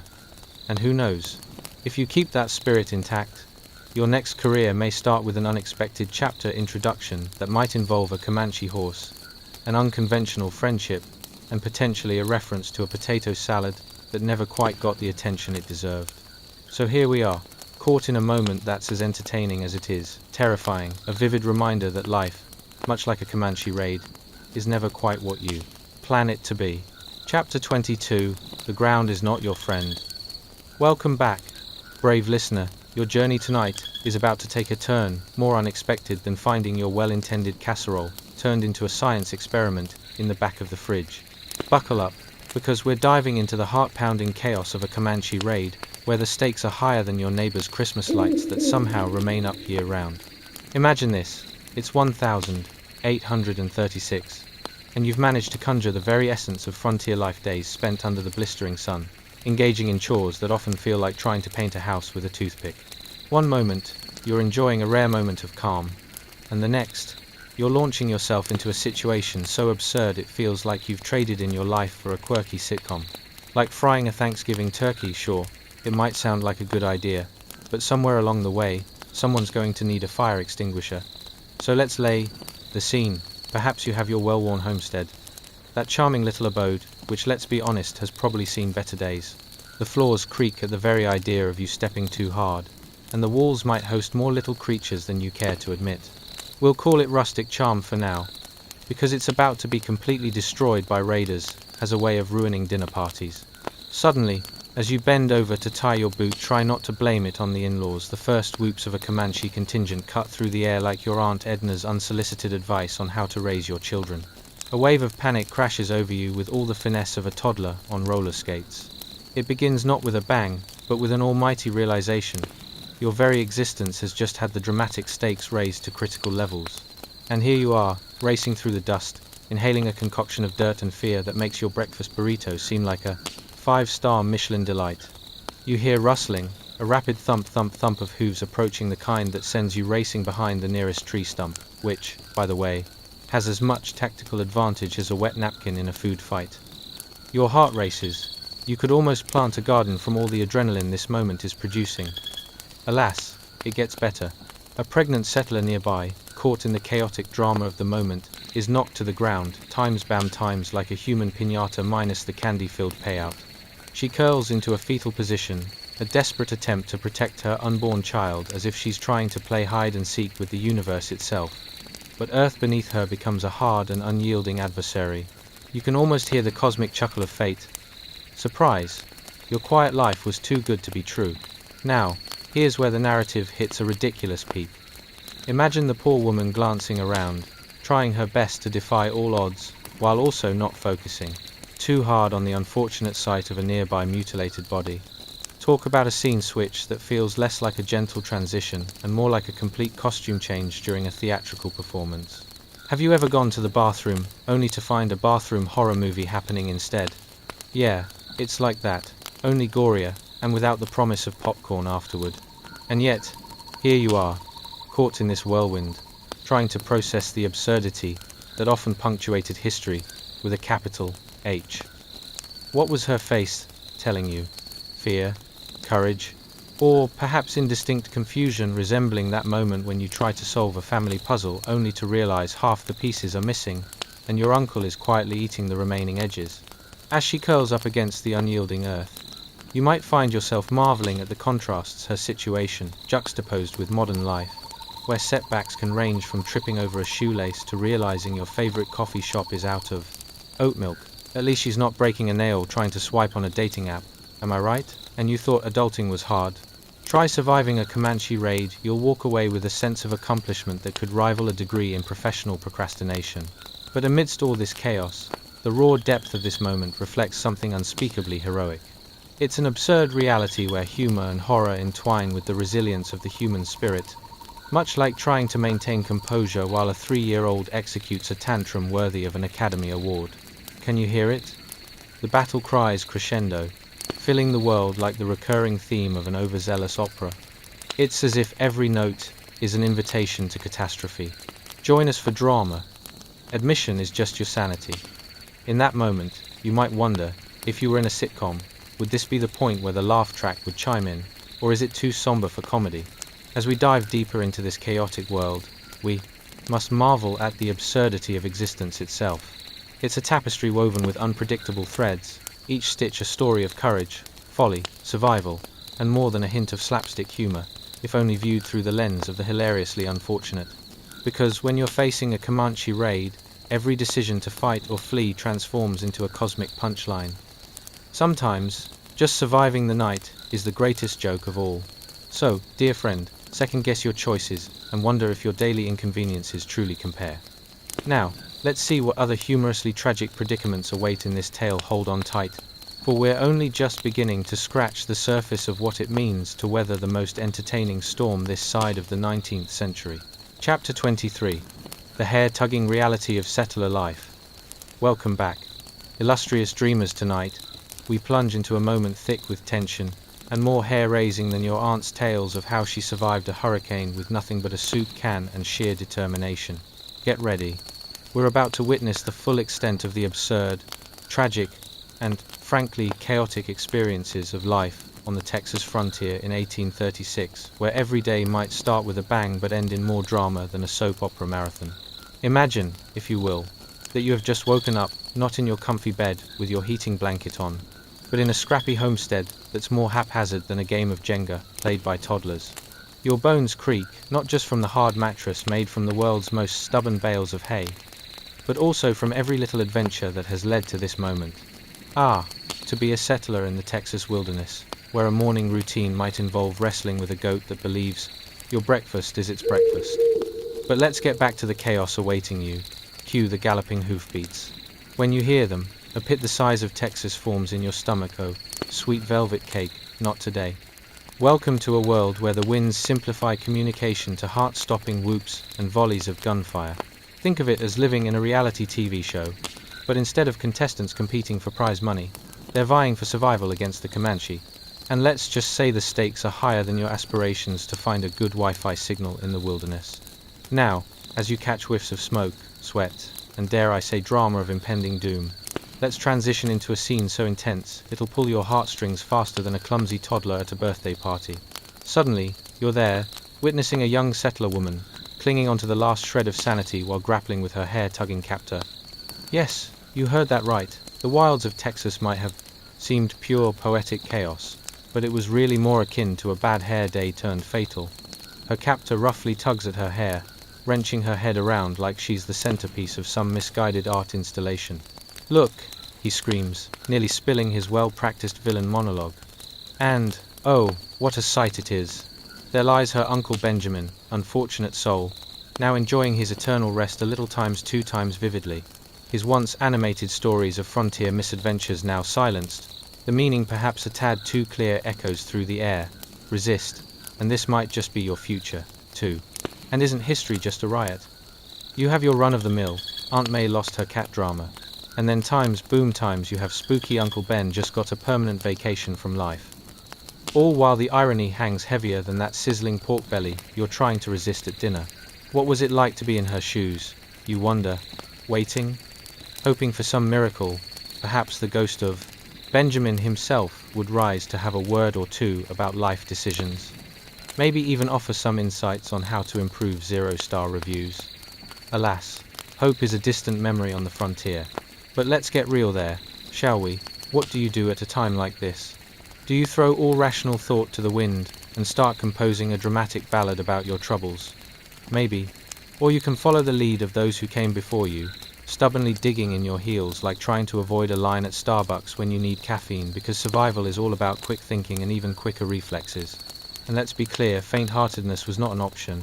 Forget about sharing your feelings over artisanal desserts. Here, it's about navigating the sheer absurdity of life, while realizing that the outside world is basically a horror movie directed by fate itself. The irony of being truly times, hair-raising times, takes on an entirely different meaning in this context. But here's where humor rears its lovely head amid calamity. Imagine bustling settlers having to pivot not only to save their own lives, but also their reputation by figuring out if this is just another entertaining storytelling moment for future campfire chats. Oh, a few Comanche raiders came by, snagged some goats, and Uncle Benjamin decided to take the day off on his eternal holiday. Today was pretty average, really. You might never understand the atmosphere of panic mixed with resilience quite like this. One misstep can lead to limbs flying, or, worse yet, being introduced to the unforgiving arms of history. So those settling on the frontier, experiencing life as a circus, act walking a tightrope with no net, lean into their two options, fight or run. And let's be honest, running sounds easier unless you have a bum knee or a goat that insists on following you home. And just when it feels like everything teeters on an edge sharper than a bad pun, amidst the chaos comes the laughter of survival, the type that redefines self-preservation with a sprinkle of irony. Because in the face of confusion, what's better than confronting fate with a dark chuckle and a stiff upper lip? So, there you are, dear listener, immersed in untamed history, where every decision is a cosmic punchline crafted by the universe itself. That, after all, is the beautifully absurd essence of existence on the Texas frontier, an opportunity to laugh through life's misadventures, even when it feels like you're moments away from tumbling down the rabbit hole of absurdity again. Buckle up, the night is still young. Chapter 24, Roping the Unpleasant, a Comanche Encounter. Picture this, your wrists, raw and sore, chafing against strips of rough rawhide that feel like they were woven from the last angry cactus in Texas. You're sprawled out not in a luxury hotel king bed with fluffy pillows and the promise of room service, or even a rogue taco stand, but instead, a makeshift plot of dirt that could make a hog feel more comfortable. The last thing you want is to be stuck in this predicament, wondering if you should have taken that left turn at Albuquerque, instead of uprooting your entire life to tame the wild frontier. But what's this? Your captor, one of the Comanche, a fierce individual who seems to have a personal vendetta against anything that smells remotely like laundry, has left you momentarily. As they ransack what's left of the fort, you can't help but admire the chaos they bring with them. Like a toddler who just discovered a crayon box in a white-walled nursery. Every object is turned, every tin can smashed, and all the contents are scattered like they just had their own personal hurricane. Beware, world, for that's what a Comanche raid looks like. A tornado but without the chintzy soundtrack or post-storm weather report. You start to wonder, what is it like to be roasted alive by the sun only to then have your life whisked into this mess? Like living in a particularly violent episode of Time's Survivor, but instead of winning $1 million and a trip to Fiji, you're merely playing for your life and possibly a few leftover beans that have now seen better days. The pungent aroma of sweat mixed with something akin to singed feathers wafts through the air, a delightful bouquet, if you will. But really, if you've ever tried to cook dinner and set off the smoke alarm, imagine that intensified 1,000-fold. Suddenly, your stomach, not to mention it still being tied to your person, declares war on you. What was supposed to be breakfast is now just a distant memory, alongside dreams of a quiet morning with coffee and a warm croissant. Sure, you could reach for an unusual snack, a rock perhaps, but alas, your hands are bound worse than your neighbor's misguided New Year's resolutions. Is it too soon for a pun about being tied up in a situation? Maybe, but truthfully, frontiersfolk had a knack for finding humor in calamity. Why not embrace it? The horror is kind of like the plot of a bad rom-com, where you try to convince yourself that it'll all work out in the end. And then, nothing exploded, and we lived happily ever after. Sigh, probably not true. As your captor rummages through the fort like a kid on Christmas morning, you get a moment to ponder the life choices that led to your current predicament. You think about those settlers back home, gathering for a potluck, wondering if anyone would believe your story of being nearly abducted by Comanche raiders. So, guys, I was popped right out of my NC homestead while churning butter, and no, I didn't get to bring the butter along. The ludicrousness of it strikes you, and you can't help but chuckle softly. Just remember, laughter is the best medicine unless you're seriously injured, in which case, it's more like the second best medicine after actual medicine. Now, let's talk about the chaotic scene that unfolds. Perhaps it's a little unfair to stereotype your captor as the only one capable of stylish hat design. Their magnificent feathered plume sways bold and bright, while you crouch with no sense of personal flair whatsoever, just dangling headbands and half-torn dresses screaming, unfashionably captured.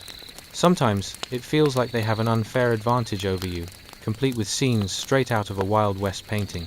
Now, let's not forget the wails of their comrades in the distance, blending into a cacophony that is both alarming and oddly reminiscent of a jam session gone wrong.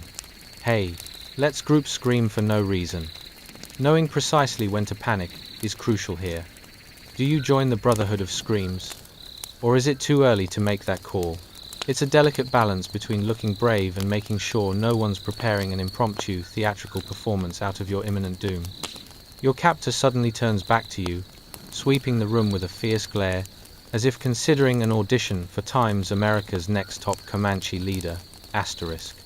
The terrifying truth hits you that they're possibly deciding your fate based on which way the wind blows, or if they left the house without their good hat. What do you do? Do you attempt to charm them with some witty repartee? I see you're ransacking my home, how's that working out for you? Ever considered relocation to a cozy cabin instead? Probably not the best idea, unless you're hoping to earn a swift award for bravery or the opposite, of course.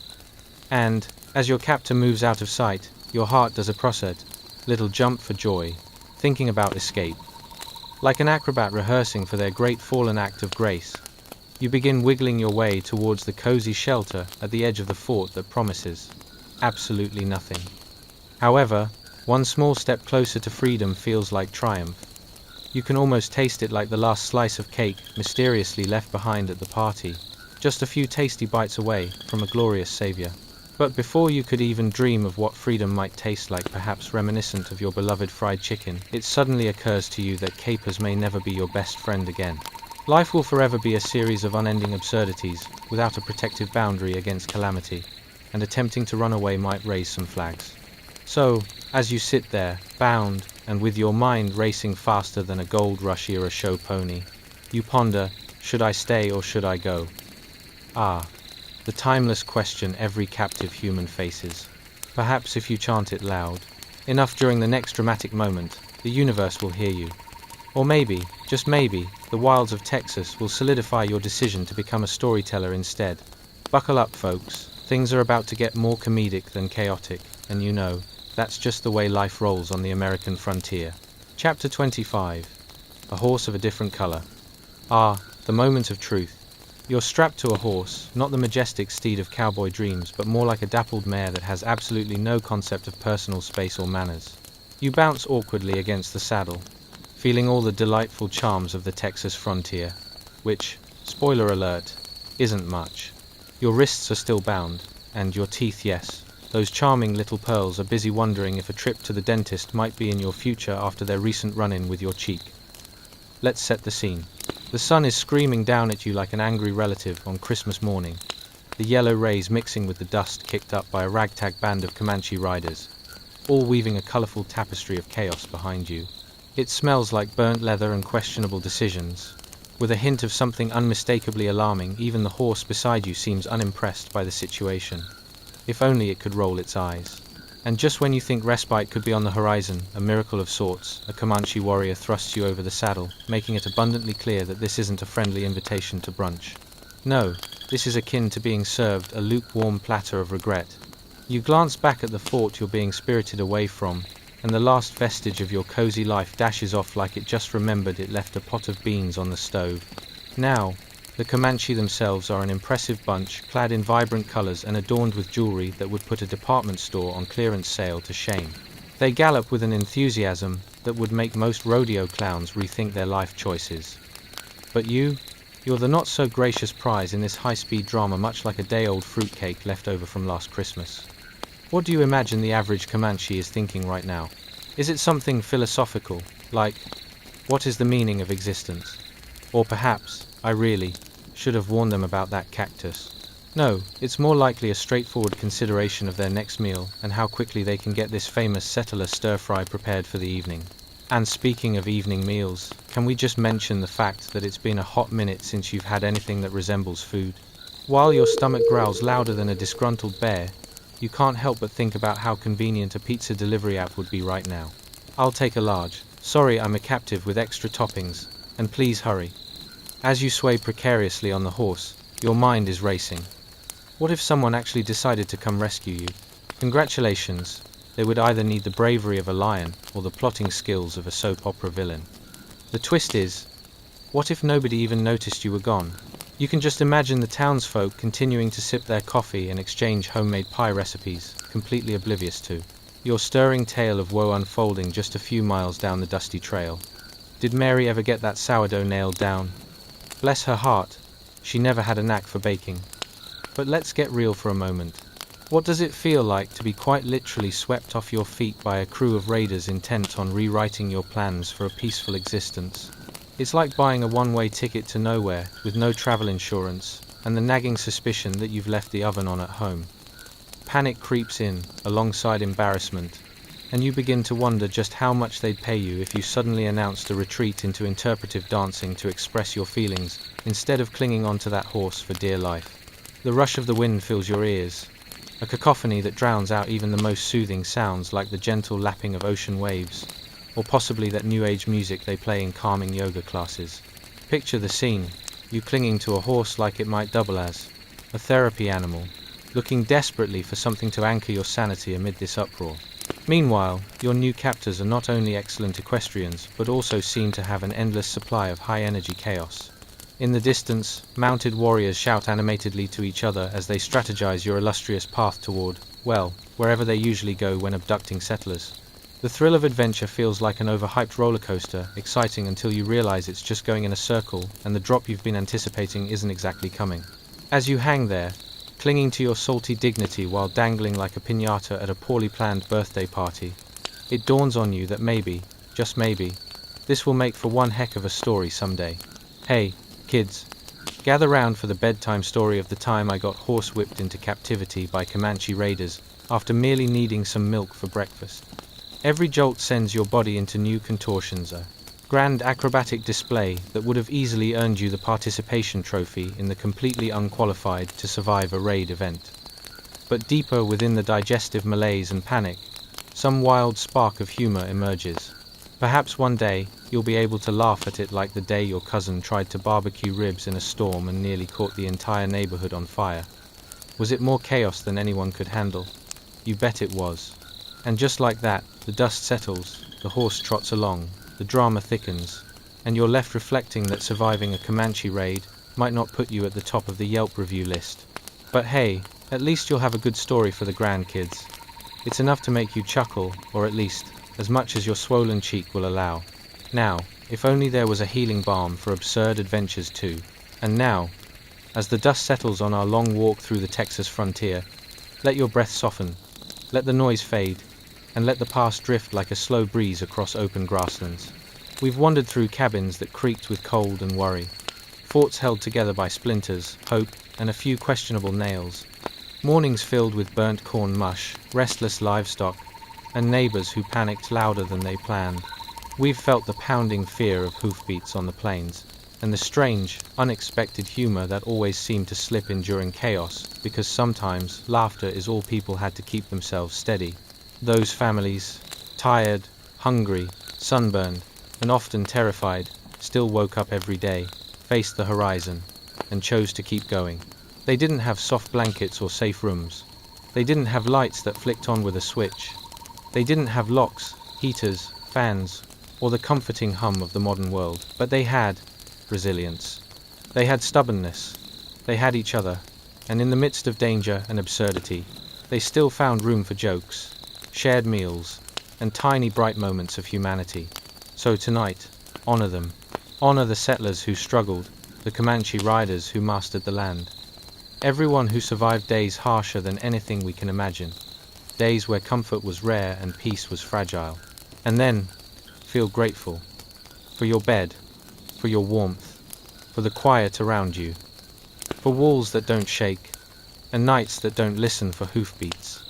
Let your muscles loosen. Let your thoughts grow soft. Let the long frontier fade into the darkness behind your eyelids. You're safe. You're warm. You've traveled far enough tonight. Close your eyes. Breathe deep. and drift gently into sleep.